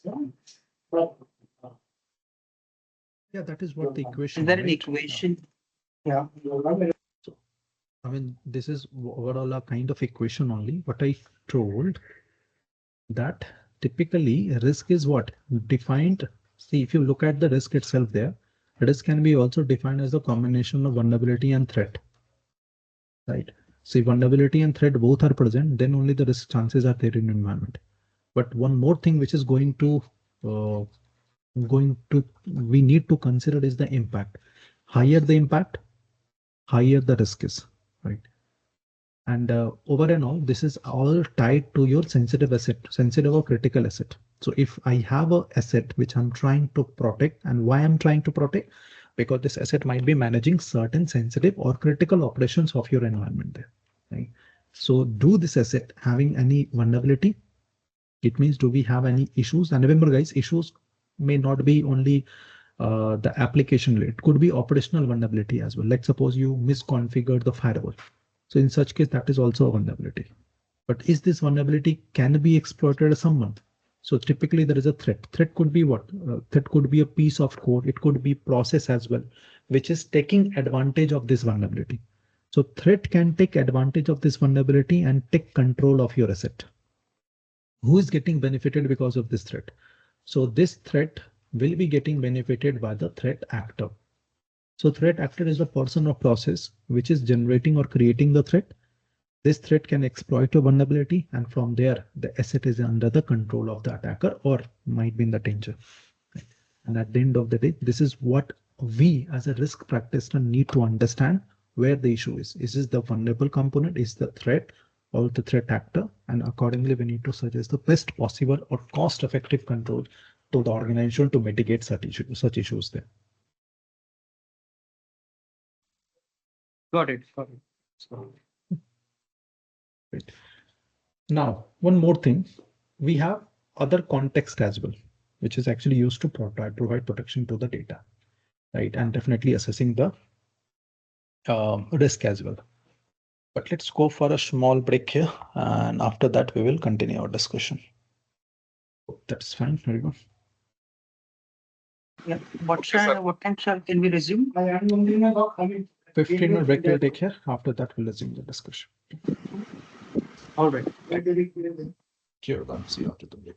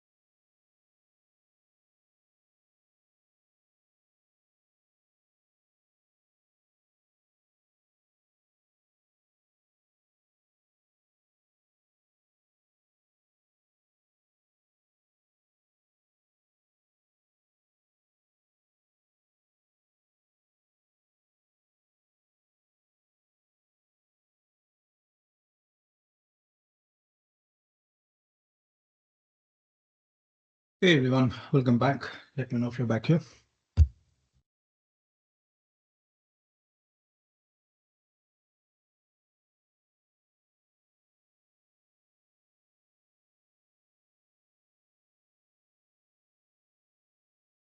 Guys, can you all confirm if you all are back? Yes, I'm back. Okay, great. Thanks for the information. Yes, back. Okay, great. So I hope so far, based on our discussion, we all are clear, first of all, what exactly the risk is, and definitely in the risk management, what we are trying to achieve. Remember, we are not in that phase we have reached where we are going to right now manage the risk here. But we are trying to understand each of the different contexts where the risk assessment, risk management, risk response strategy, or risk control, or you can say the mitigation options we are trying to evaluate here. Hope so far, based on the discussion, we are clear on that. The objective of having the risk management exercise within the organization is to provide the business value at the end of the day.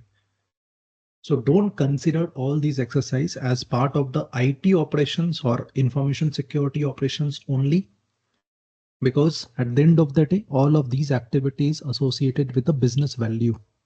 It means we are trying to create the overall impact on the business in the most positive manner. And for that, definitely we are trying to understand all these different contexts. But yeah, continuing from what we have discussed before the break.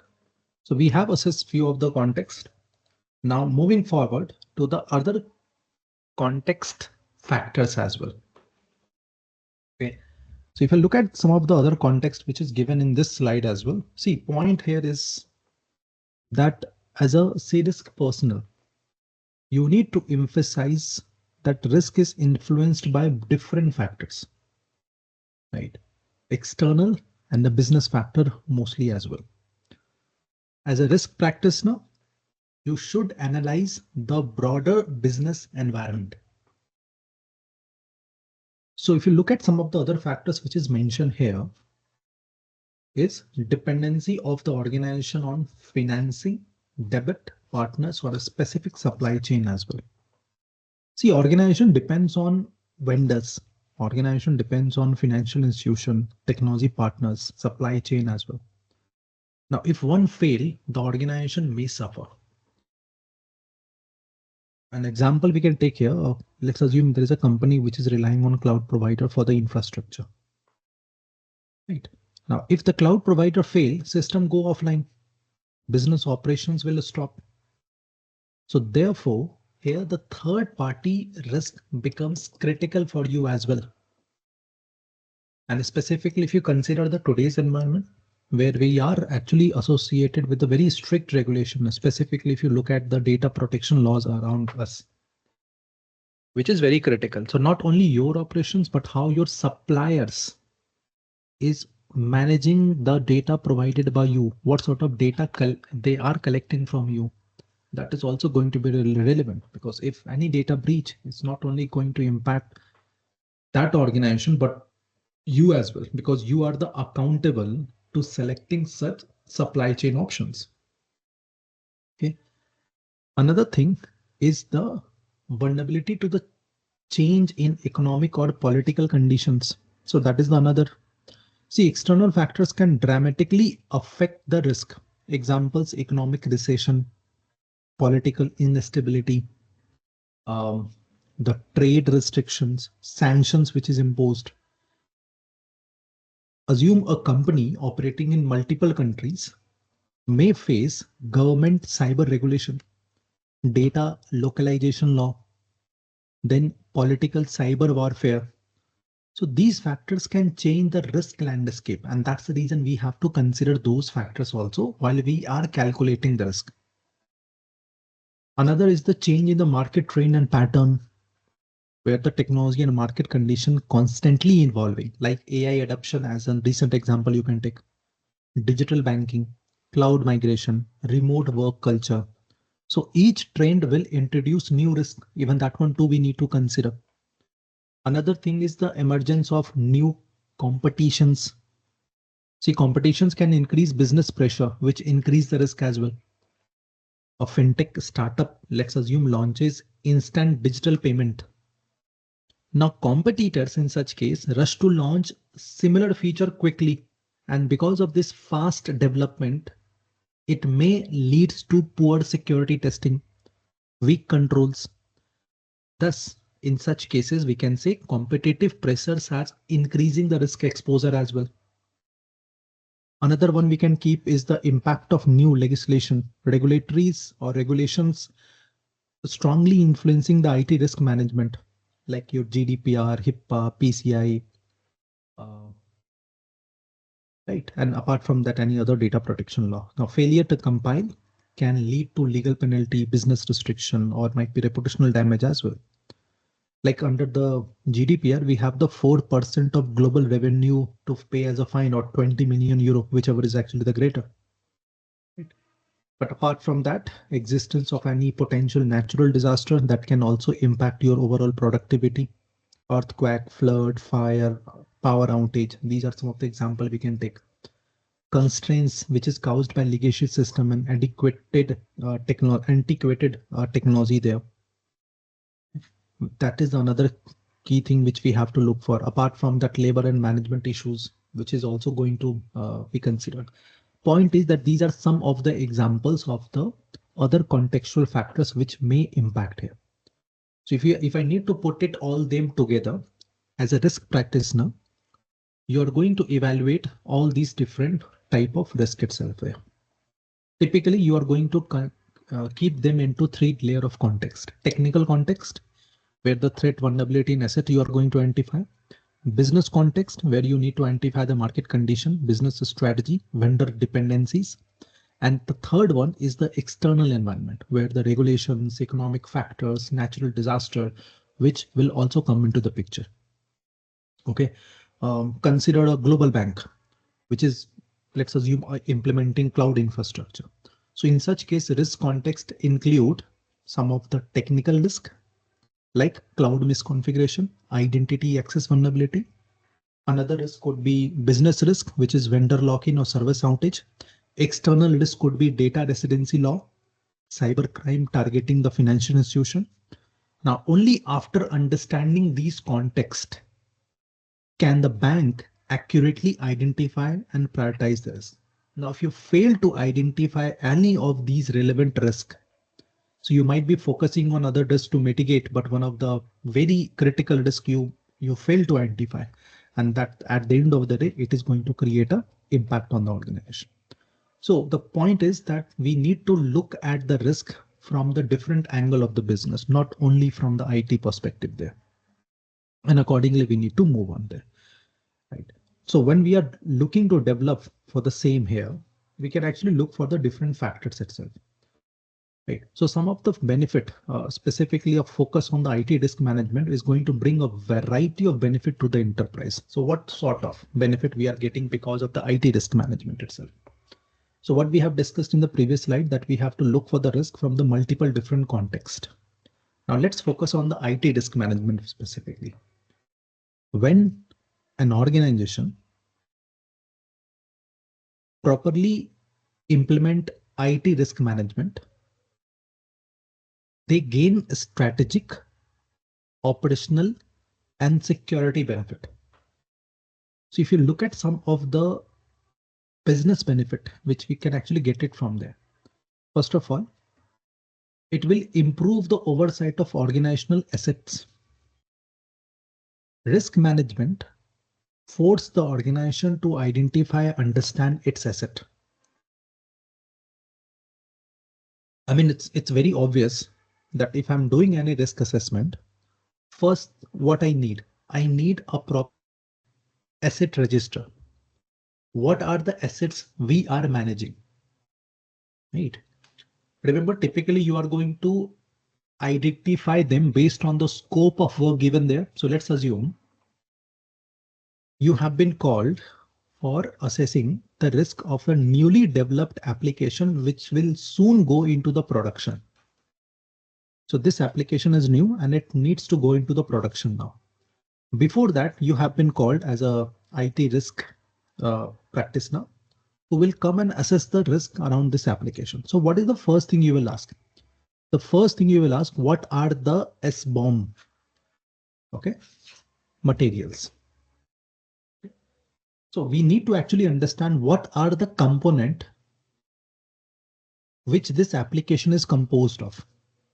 So what sort of PHP libraries we are using, what sort of .NET functions we are using, what sort of database we are using. So software bill of material, we need to get it first. Typically organization will generate, and this software bill of material will provide you the information. What are the components which this application is made of? Right. So can we say that it is providing me the proper exposure of the different component which this application is made of? Right. Remember here I have given one simple scoped example, but as a risk practitioner, when you have entire organization under your scope, in such case, you need to understand the different type of data you are managing, applications which you are managing, infrastructure which may be composed of on-prem and cloud both, intellectual property, anything which we are managing, business processes, what we are managing. So these are some of the examples we can take here. Many organizations actually do not know what asset they own until risk management actually starts. And again, it is actually my practical experience as well. And specifically, it is one of the most common condition with mid-sized organization and of course, most of the startup organizations as well. So until unless it is mandated by some government or mandated by the senior stakeholders, first of all, they will not serious about the risk management. And once they have this information, then only they will now go and collect the different assets, what they are actually managing. It means majority of the time you will see they don't have any sort of asset register where you can have a proper view, or even if they have something that is very outdated, okay, which is definitely not going to help you in conducting the risk assessment or risk management. Right. So this is the one thing. Remember, IT risk management, the overall benefit of having the risk management is to improve the oversight of organization asset. Second thing or second benefit we have is that it is helping you to minimize the loss as well. Minimize the losses means, see, one of the biggest benefit of risk management is to reduce the financial and operational losses. See, remember, losses can occur because of multiple reasons, right? Cyber attack. If there is any cyber attack, do you feel that your organization is going to face some sort of loss? Yes. Let's assume because of the cyber attack, our proprietary informations got breached. Take an example of way back, Sony company was actually under the attack, and there most of the unreleased movies and songs and videos were got leaked on the internet.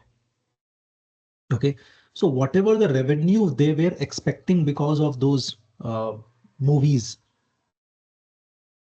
everything got impacted, right?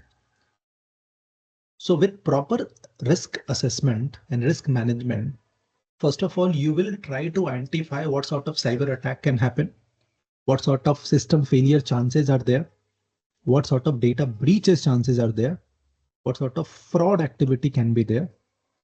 And based on that, definitely you can suggest the control. Consider a ransomware attack. If there is any organization who is taking the regular backup, incident response plan they have the monitoring system, do you think that they can recover quickly with minimal financial damage? Yes, can be, right? So in such case, we can say organization without risk management may lose billions or millions of dollars and suffer the longer amount of downtime compared to those organizations who have the effective control based on the identified risk which have been done by the risk practitioner team. So this is going to help you to minimize the losses. Third benefit we have here is we are able to proactively identify the threat, vulnerability, and the risk. Now that is actually one of the outcome of the risk assessment or the risk identification practices. So when we go for the first activity of the risk management, and that is the risk identification. So if you can identify the risk proactively, you are able to mitigate those risks effectively as well. Right. See, risk management will provide a structured process to identify the threat. It means who is the hacker, who is, is there any insider threat? Is there any disaster which can come up? What sort of vulnerability is there? Is there any misconfiguration in the firewall? Is there any weak controls? Is there any risk, right? Potential business impact which can come up. So without these process, organization operate typically blindly. They don't have any exposure of what is exactly going on within the organization. Like during a risk assessment, your organization may identify some publicly exposed cloud storage system. Like majority of the organization are there in the cloud, right? When you do the risk assessment, and one of the activity within that, you may be performing some technical activities, which can help you identify what are the publicly exposed buckets available. Right, like one example, you can take S3 bucket. S3 bucket is an example of object-based storage service in the cloud. Now, with the help of risk assessment, I'm going to identify what are the publicly exposed buckets are there, through which that information can be compromised easily. Okay, there have been many cases it had been seen that there is a bucket created without proper configuration, and there is only checklist available. And in such case, such assets can be exposed very easily. Also, there is a weak authentication in internal system. Okay, there is an outdated operating system. So these risks can then be mitigated before an incident is going to occur because you are able to identify it proactively. So that is one of the another benefit you will be getting from the IT risk management exercise. Then you are going to prioritize the risk response effort. So let's take an example. Based on the risk assessment, we are able to identify multiple risks. Out of 3 is high risk, might be 10 is medium risk, and 2 is low risk. Let's take an example. We are able to do that. Now you are going to prioritize the risk based on the risk response efforts as well. See, organization cannot fix every risk immediately. And why exactly? Because we have the limited budget. We have the limited manpower. We also have other priorities to be completed at the same time. So risk management will help you determine which risk must be fixed immediately. So when I say I have 3 high risk, it means if this risk is exploited, organization will face huge damage. So now the priority is defined that these high risk I'm going to face first, and even in this high risk might be one of the high risk I'm going to face immediately. Why? Because I have the right now resources available for this one to fix it.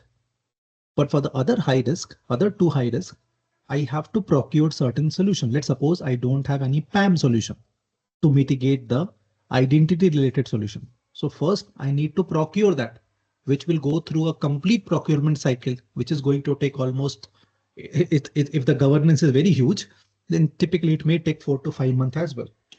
But yeah, if there is any flexibility around that, you may be able to procure within a month as well. But typically any new procurement and configuration takes time. So you have to prioritize based on the resources available and based on the risk there. And accordingly, you can go for the fixes.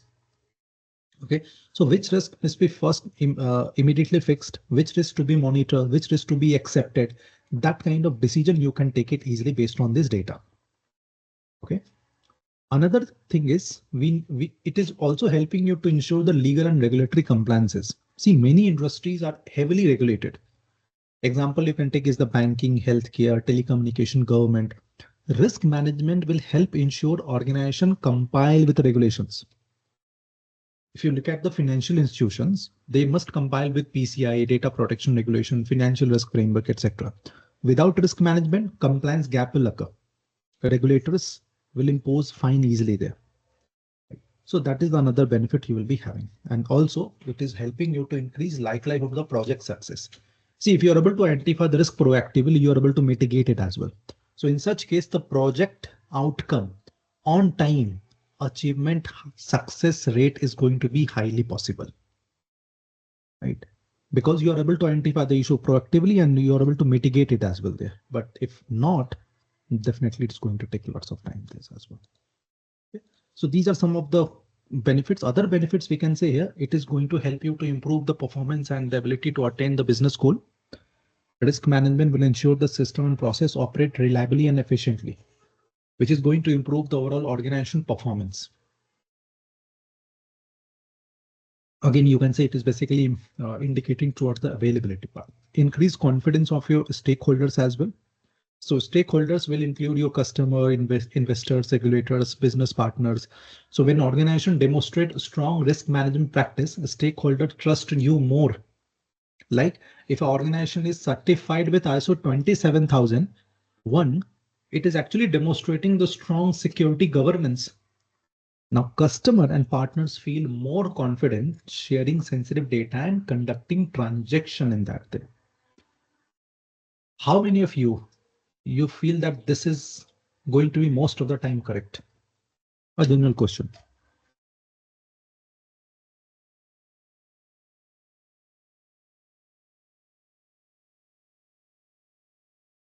Got the question? I'm saying how many of you are saying that it is most of the time correct? What example I have given? ISO 27000. If an organization is certified 27001, they are giving you certification. Do you think that organization is really demonstrating their effectiveness of the control? See, why I'm actually saying, again, it's my personal experience. That could be some debate here. It's my personal experience. Even the organization is having the ISO 27000 certification. Many of the time when I went for the audit, I have seen a good gap in the control. And when I say good gap, some basic controls are lacking. I'm not sure how they got this certification, how the auditors have done the same. But yep, this is actually one of the gap I have seen majority of the time. So on ground, it is not the same what we are actually expecting based on the certifications. But definitely it is actually giving you a kind of confidence that at least organization have the certification. It means they are actually managing the basic level. Frankly saying, guys, one of the key requirement of the ISO 27001 is to have a policies, right? What I have seen, newcomers in the sense, a guy who just left the university, joined the organization,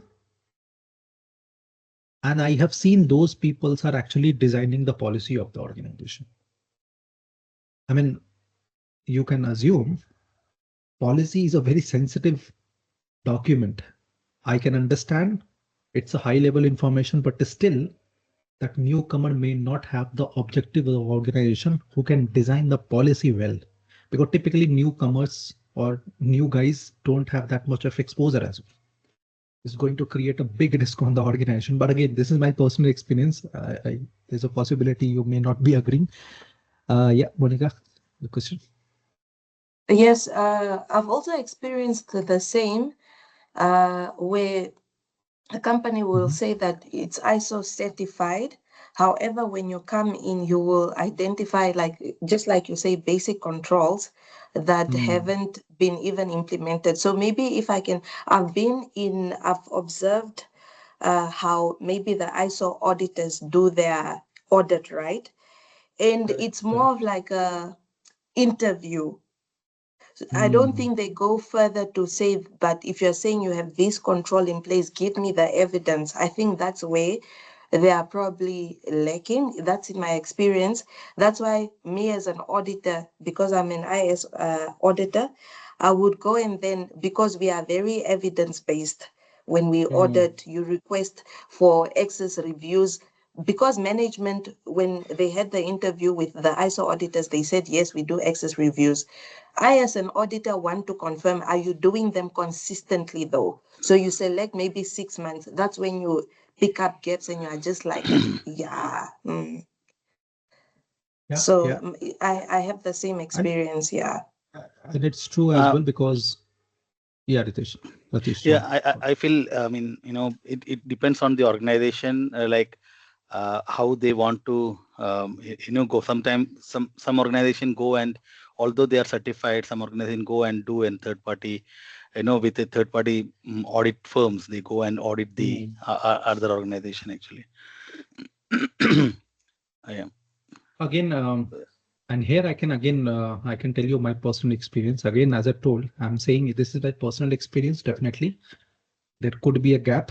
I mean, the way you are actually seeing the market, but it's my personal experience. If you look at third-party auditing firms, okay, their auditors are very occupied, right? When I say occupied, it means at the same time they are actually handling 3, 4, 5 projects there.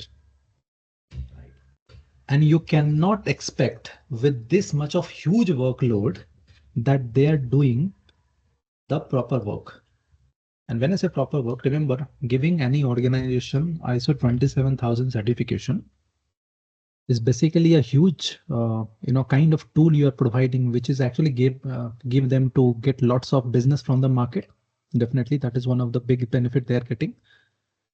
But if they are not even managing the basic controls, you are actually taking lots of data and definitely lots of services at the risk itself there. I have seen multiple third-party auditors came, and what they ask actually, can you provide me one system where I can go and assess your control? Remember what they are saying. Can you provide me one system where I can go and assess your controls? And that system they can provide based on their choice. What typically it should happen? Auditor should go randomly select one sample and do the audit. But this is actually one of the gap which I have seen there. And based on that one system or two system, you cannot definitely fully define that the control is actually given properly. Typically for the sampling also, there is a formula we are using. How many samples to test based on the amount of system available in the environment or based on the amount of applications available in the environment.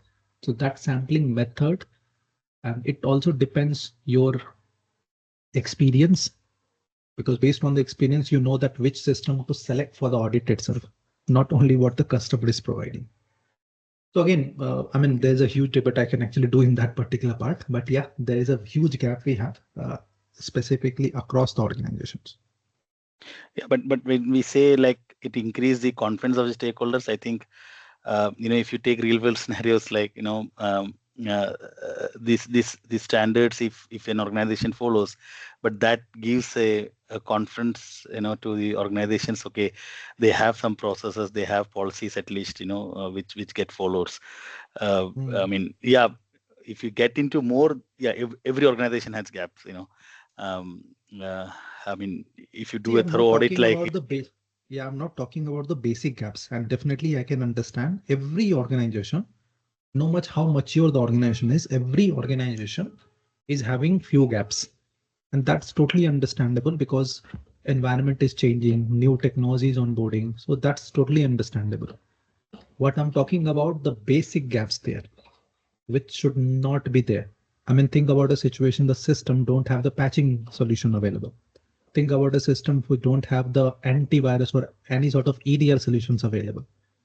Then it's not a basic mistake, right? It's basically a very huge mistake. Yes. Okay, but as I told that it's basically a lots of debate we can actually do here. So moving forward, as I told that we are actually discussing all the different benefits which we are actually realizing because of the inclusion of risk management activity.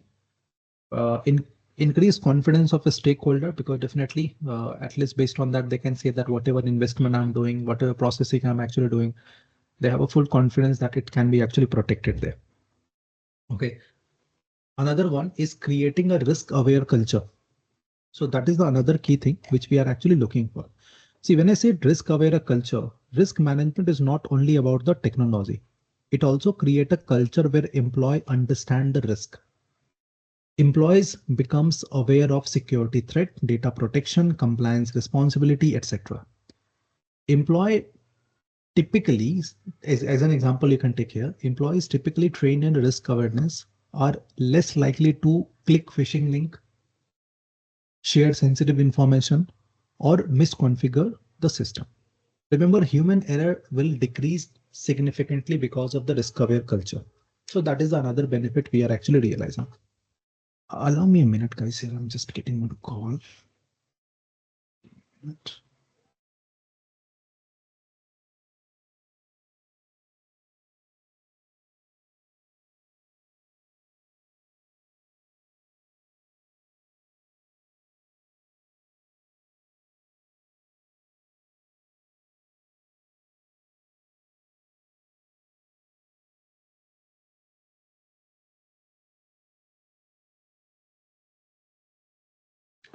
Yeah, sorry guys.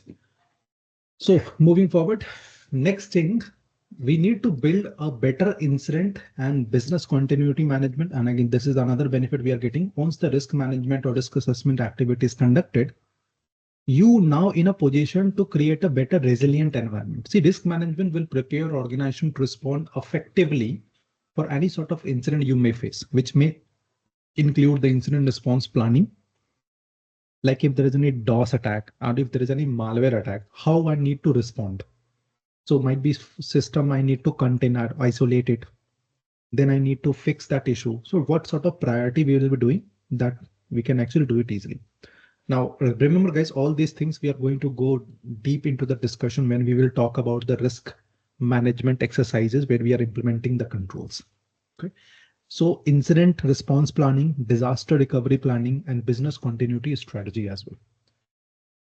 Right. Apart from that, improve control. So risk assessment will help you understand your weaknesses in existing control. Let's suppose you are doing VAPT exercise. As part of the VAPT exercise, you will get to know that what are the weaknesses you have and how much control is effective in your environment. Then based on that, you will be improving the control effectiveness. Like you need to adjust your access control system, encryption, network security, etc. Also, it will yield better monitoring and reporting. So based on that, you know that what are the key things I need to monitor. So you can prepare your risk dashboard, security monitoring tool, compliance reporting. So this is going to help leadership understand what's the current risk posture. Okay. It will help you to improve decision making because now you have the risk-based data available. So now you know that where to invest more and where to invest less. So that can help you to make a proper decision making there, okay, based on the overall impact you are facing.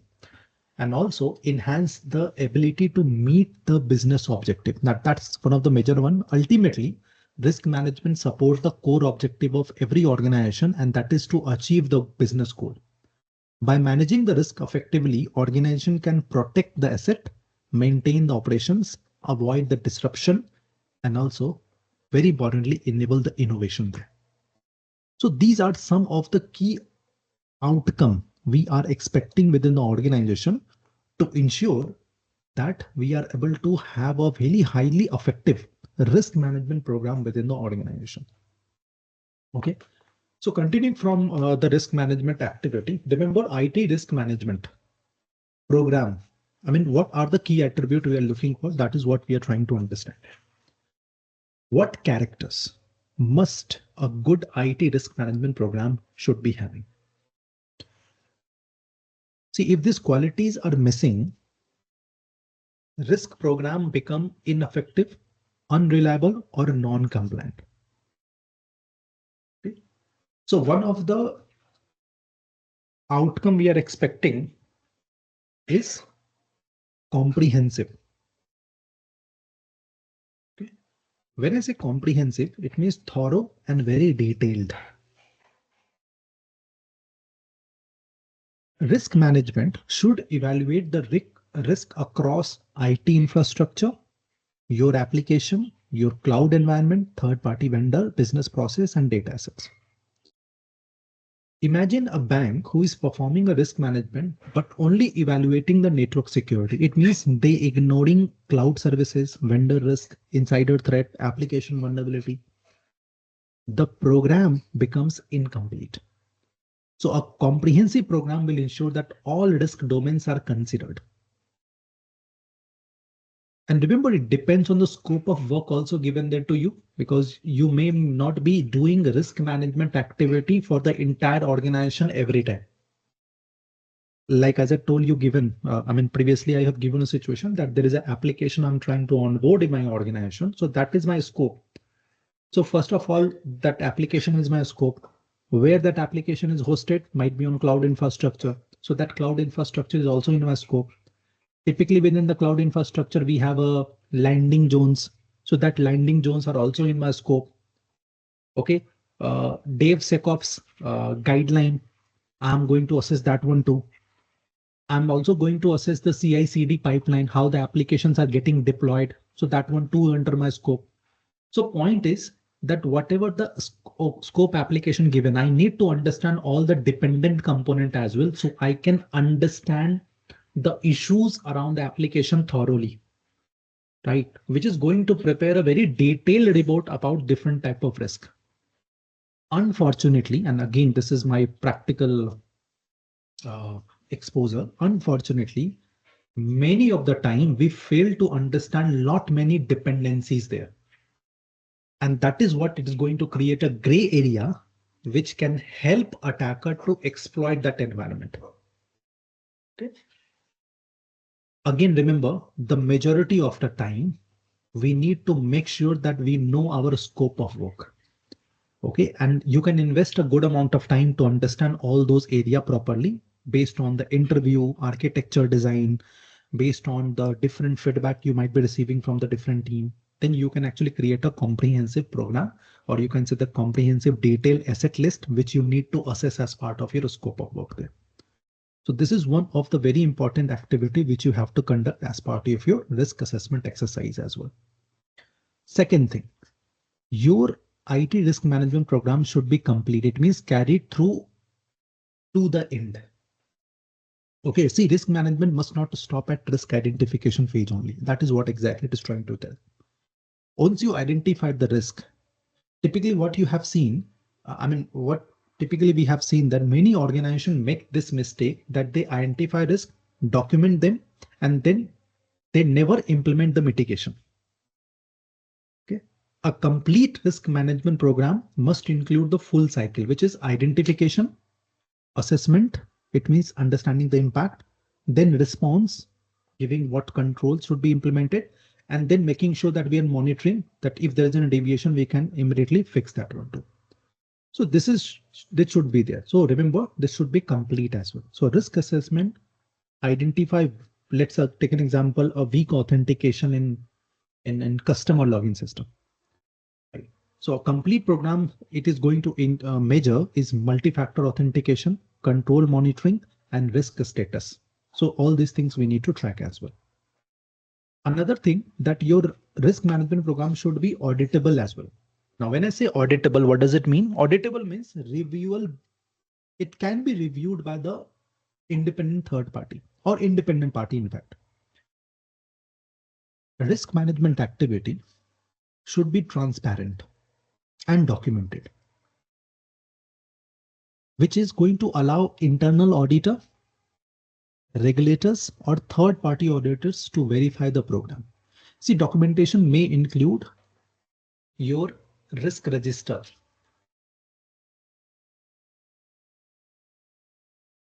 Okay. Risk register and risk assessments performed. Control evaluation to see how effective the controls are. So if there is any documentation we have maintained, that one too we are going to look for. And then the mitigation plan. Right. So risk registered, assessment performed, control evaluation performed, mitigation plan suggested, etc. Let's assume a scenario, a regulator audit a financial institution. They will ask for the evidence like cyber risk assessment, vendor risk evaluation, incident response readiness, etc. Now, if documentation exists, the program is auditable. Without documentation, governance cannot prove risks are being managed. And that's the reason documentation is going to be a very important part for your auditing as well. Okay. Another thing we are expecting is justifiable based on a proper reasoning. See, every risk decision must be having a certain rationale behind that. It means there is a defensible approach, or you can say a kind of defensible statement for your decision. This means if you are accepting any risk, when you're saying that I'm not going to implement any control, what is the reason behind that? What is the rationale behind that? Right. This means decisions should be based on the data, risk analysis, business impact, or might be cost and benefit analysis as well. Okay. So when I say that I'm going to accept a certain risk, it means I'm not implementing any control. Okay, so there could be a vulnerability like legacy system is vulnerable. And to implement the control on that legacy system, there is a huge investment required, which is going beyond your budget as well. The point is that there should be a justifiable reason why you're not implementing the control, okay, which should be properly defensible as per the organization need. And another thing is that it should be legal as well. Your risk management activity, legal means compliant with regulations. Risk program must align with the laws and regulatory requirement. Different industries typically have strict regulations like banking regulation, data protection law, healthcare, etc. So you need to consider that particular part as well. Because if the risk program ignored compliance requirement, the organization may face regulatory penalties, legal consequences, which is ultimately also going to impact you there. Right. And on top of that, we need to also what? Make sure that it is being monitored. Subject to review and accountability. See, risk management must be continuously monitored. Means, see, it's not like today I have implemented a control and from tomorrow onwards we are good. No, every day there is a new risk coming into the market. Every day attackers are trying to find a new way to break into your system. So if today you have implemented a control, it doesn't mean that your system is safe always. So you have to continuously monitor it. So risk needs to be tracked, controls to make the controls remain effective. And also we need to make sure that changes are getting detected at. So monitoring will include risk dashboard, which you are going to prepare typically for your senior stakeholders, risk committee review. So they are going to review any of your decisions or any of the suggestions what you are making it, and control testing as well. Also, risk management program should also be enforced. Means mandatory and consistent. See, policies and controls must be enforced consistently across the organization. So if enforcement is weak, risk management will fail. Let's assume an organization is creating a policy which require encryption for sensitive data, but some team is ignoring it. Now this is going to create a security gap. An enforced program will ensure policies are mandatory, compliance is monitored, and violations are addressed. It means there is a strict actions taken against that one. Another thing, IT risk management program should be up to date. It means it should be adapted to the changing condition. Remember, technology, threats, and regulations change constantly. A risk program must evolve accordingly. So if 10 years ago, let's assume that an organization focused mainly on network security, today they must also consider cloud security, API security, AI security risk, supply chain attack, etc. So if the program remains outdated, it becomes ineffective as well. And another important thing is that your risk management program should be managed. Means you have an adequate resource and support available. See, risk management program cannot success without having a skilled professionals, adequate budget, and most importantly, support from the executive. So if I need to pick between skilled professional, adequate budget, and executive support, I will first select the executive support, because without their support, I cannot acquire any skilled professional or I cannot get any budget. So remember, this could be one of the questions in your examination as well. What should be your first focus when you are looking to manage the entire risk management program? So executive support is the first thing which we have to gain. And for that, you need to convey the information what will go wrong if the controls are not implemented properly. Right. So these are some of the key things which we have to put forward to ensure that risk is effectively managed within the organization. And it's not only about the risk management, but we have to continuously assess as well there. And that is where the ongoing management will come into the picture as well. See, ongoing management is what? Risk management must be ongoing. Risk management must continuously improve as well. Ongoing management means risk management is not one-time activity, as I told before as well. It must be performed continuously. Right. Why? Because new threats are coming into the market. Okay, like zero-day attack, ransomware attack, supply chain attack, AI-driven phishing. Okay, so all these things. Awareness of new technology you must be having. Every new technology will introduce risk, like artificial intelligence as an example you can take. Internet of Things you as an example you can take. API ecosystem as an example you can take. Blockchain, cloud computing. So each technology is bringing new attack surface. It means a new way of attacking in your infrastructure.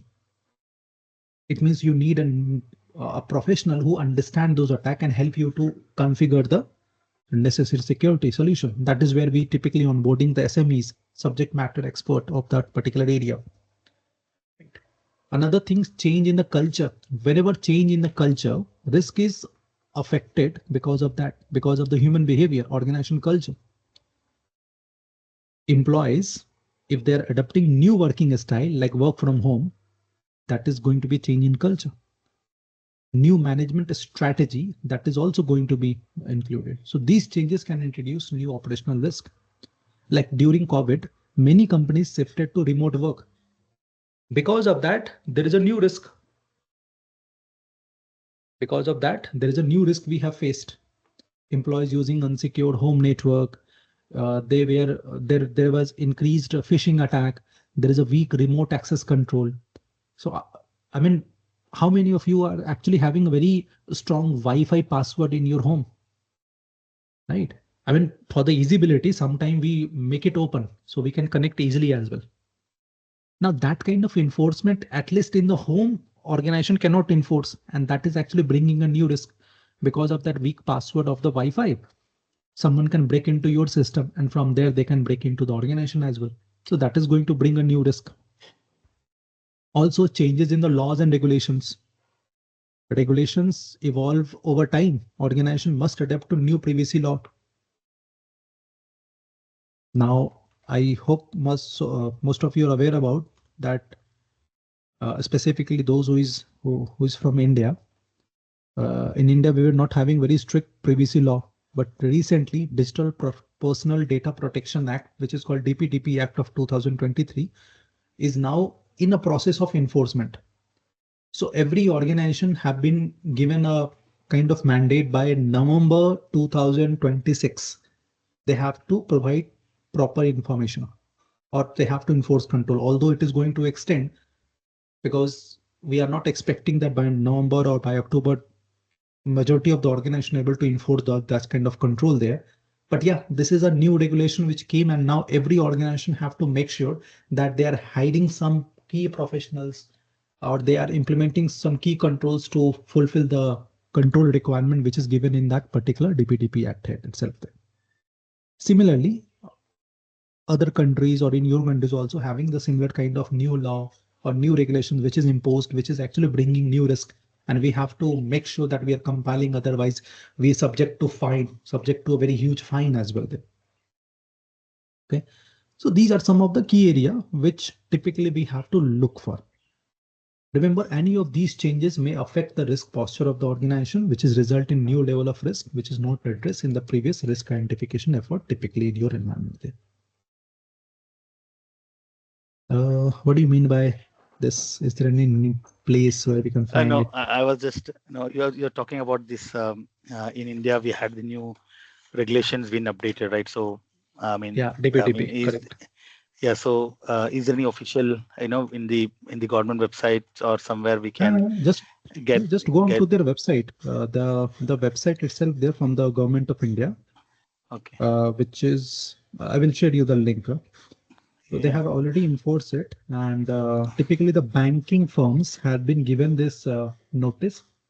I think, I'm not sure about the month, but by November or October, they have to enforce the controls. November 2026. Although it will increase because the kind of population in India we have, it's not possible to get it enforced by November, because still because I'm closely working with those banks, so I know that still majority of these banks are first hiring the professionals who understand the DPDP Act. Okay. Yeah, I just asked. Because I'm based in UAE, but our engineering teams our seats in the India in a separate office. So now there's a requirement comes up that to understand the laws that getting changed up in India frequently, and to see that we are complying on those or not. So I was also looking. So just when you told about this, so thought of asking it actually. I'm sharing one link which came from METI, so you can actually read this one. Although Okay. this privacy law is not something new here. If you're aware about GDPR, yeah, most I mean of these European laws are region. actually based on that. Yeah. Okay. Okay, great. So these are some of the key things we have, guys. Now, another thing is, remember the last slide, what we have discussed, the ongoing management. This is DPDP Act now. Following that, Correct. DPDP rules also out. Yes, even that one too is out there, but you need to actually. DPDP rules are applicable. Act is actually acting as an umbrella only. It's not actually actionable. No, so based on the rule, I mean, the overall law only, you can actually implement the rules, right? But the things are the rules only applicable. Law is not at all applicable. Yes. I mean, at the end of the day, you need to actually focus on the rules only to get it implemented. So enforcement is going to be based on the rule itself. Okay. So what we have discussed is the different kind of activity. Specifically. Sorry to interrupt. Yeah, yesterday we talked about that 8th version of CRISC document, that PDF. But if you can share it, it's good, I think. See, I have to look for, because remember this, the 8th version of PDF, I have to actually first get it acquired, right? But I will check with the Vishal and team if they can actually share it.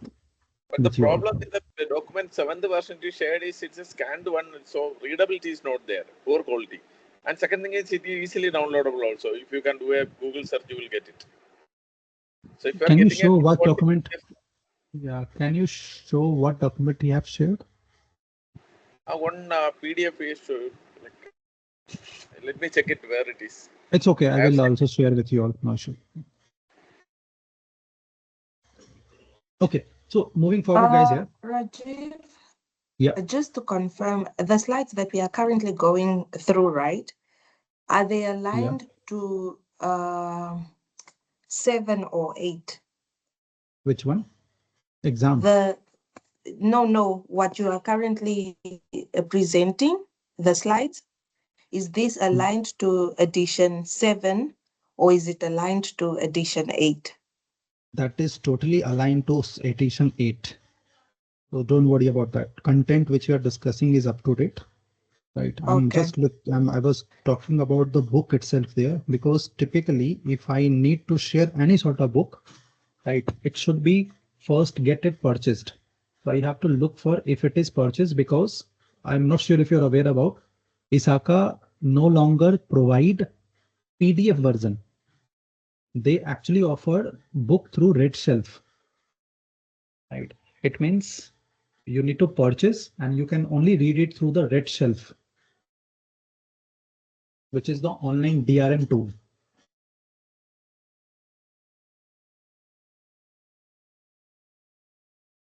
Okay.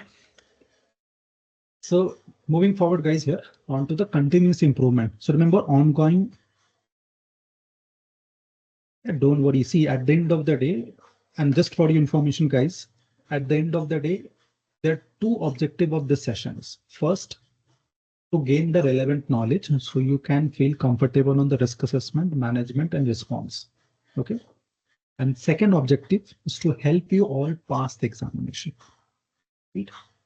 Yeah, sorry, I was just saying that let's rely on your content first and then let's go for the 8th edition or the next level actually. Yeah, and I mean, I'm just talking generally there that there are two objectives of this session. First is to help you pass the examination, and second is to provide you the best, all the broad knowledge which is actually needed for you to work in this area.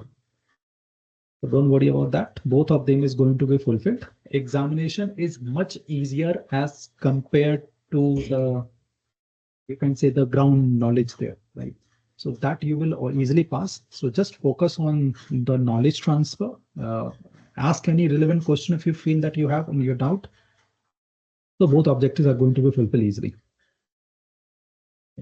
As we will move forward, there are lots of other documentation I will share. When I say documentation, I'm talking about the risk mitigation templates, risk register, etc., which is actually required when you are going to work in that particular area, right?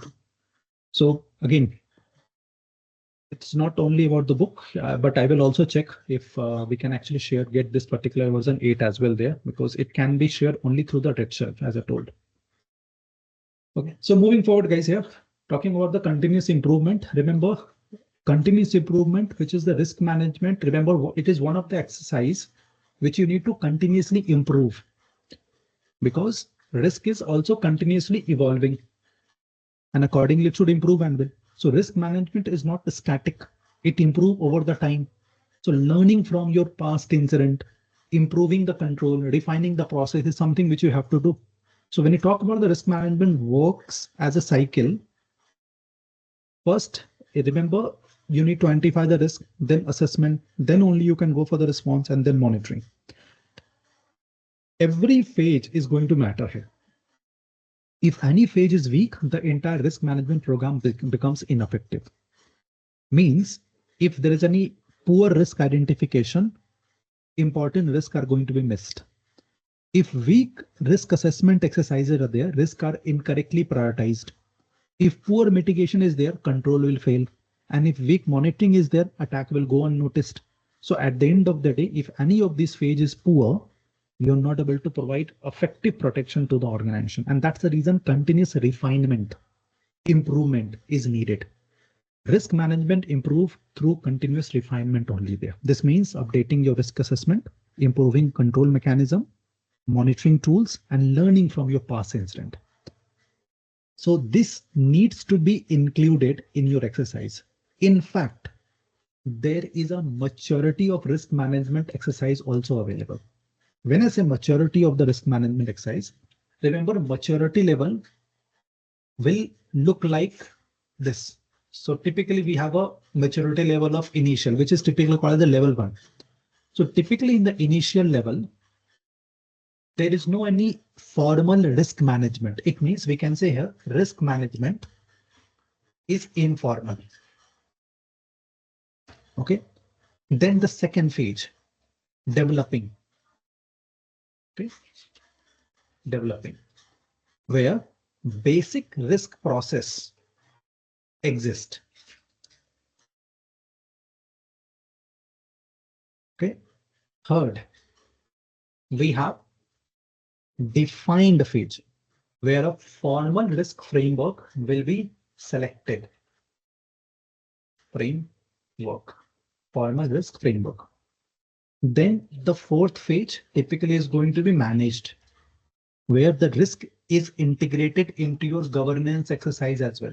So whenever any decision is taken, that is based on the risk data, risk integrated into your governance exercise.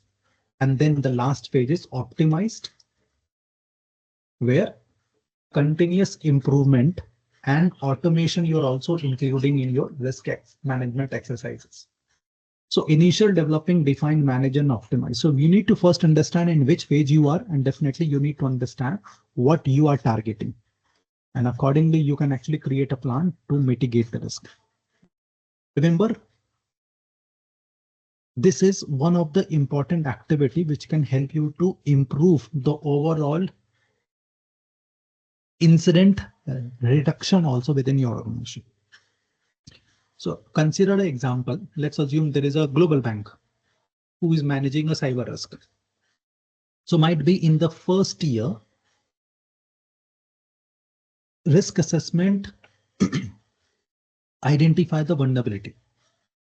Security controls are accordingly implemented. In year 2, new cyber threats might appear. Risk program will get updated accordingly, and monitoring is going to be improved. In year 3, let's assume AI-based threat detection implemented. And now incident response is very much improved there.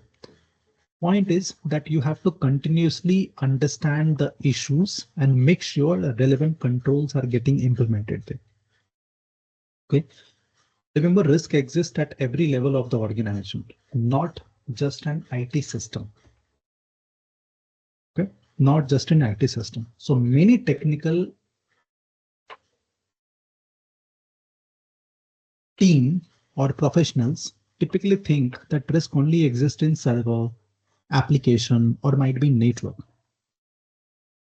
But in this entire course, we are going to learn about that risk is not only up to our IT ecosystem. Risk must be analyzed across the entire enterprise, which is typically operate at three levels: strategic level, business unit level, and information system level.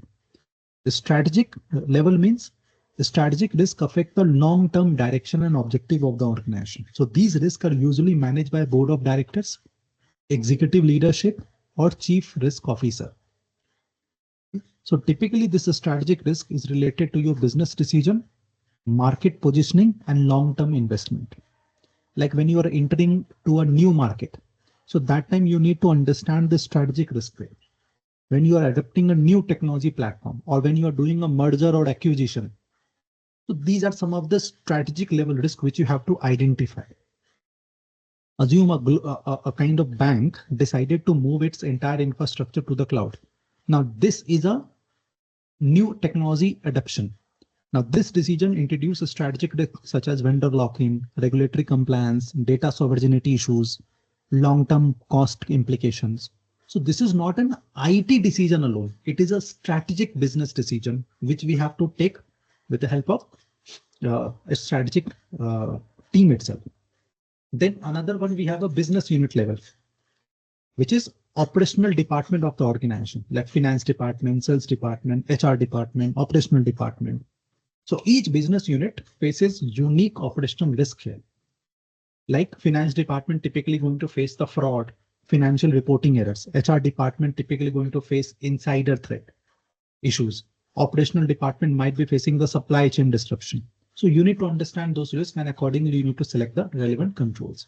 And then definitely we have the information system level as well, which is the most technical professionals are going to focus on. Servers, application, database, network, infrastructure, that is going to fall under that. Unpatched server, then cloud misconfiguration. So these are some of the key things which is going to come into this particular area itself. So overall, guys, these are some of the key things which we have to focus. Again, there are different other type of risks you are actually going to face, which we are going to continue to discuss. But I will pause myself here for today, and we'll do our rest of the discussion upcoming sessions as well. Now, for now, let me know if there's any question you all have so far based on our discussion.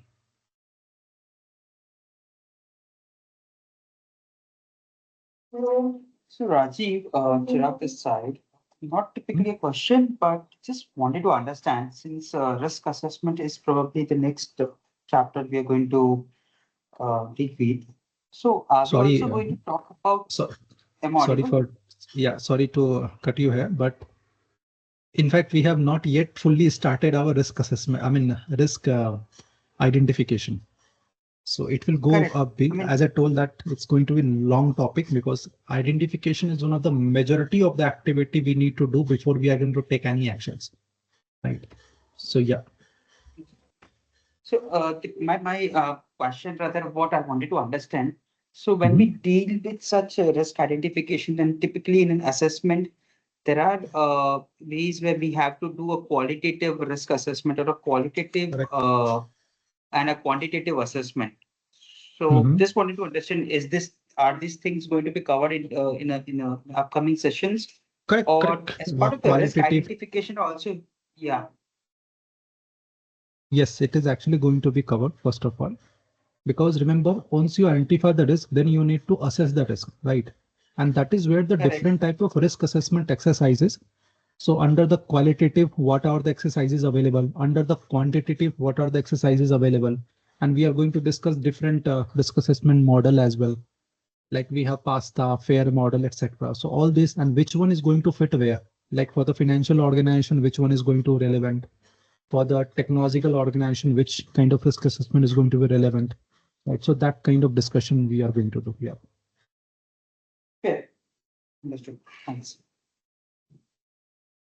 Now I have shared one group link, guys, with you all, and this is basically to do a direct discussion or sharing any materials with you, which I will do directly with you all here. Right. So I will recommend you to make a request and join. I will approve once I get the request. Yes, Ratish, your question.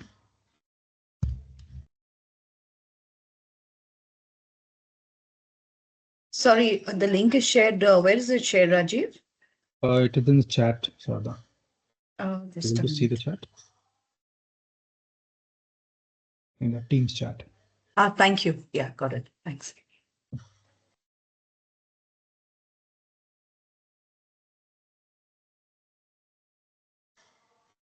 Any question, guys? Hello. Yes, Ratish. Hello. Am I audible? Yeah. Yeah. Yeah. I was just referring to the business unit level that's showing up in the side. It is the business functions, different functions we are referring to, or it is on the services, those business. Typically, it is the different. Yeah, typically it is the different business function which typically we are including here.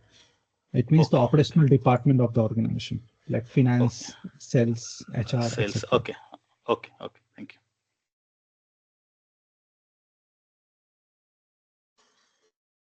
Okay, so guys, a quick feedback. I think yesterday there was some problem with my laptop, and because of that, I have to wrap up the session early.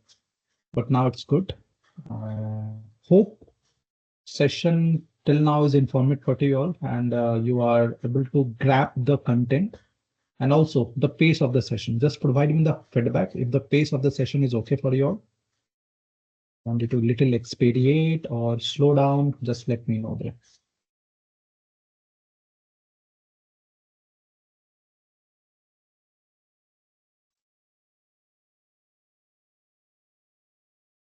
And also, okay so far. Yeah, thanks. Yeah, and also try to unmute yourself and ask any question instead of putting in the chat. We are only 11 right now in this meeting, right? So it's going to have a good discussion. Definitely when you interact, if you have any question in your real-time environment, so that one too you can ask specifically when I feel that it is aligned with my content. I'll try to immediately respond. Okay. Okay, great. So let's pause for today and catch up in the next session. Thank you. Thanks, Rajiv. Yeah. Thank you for the session. Thank you. Thanks, Rajiv. Bye-bye.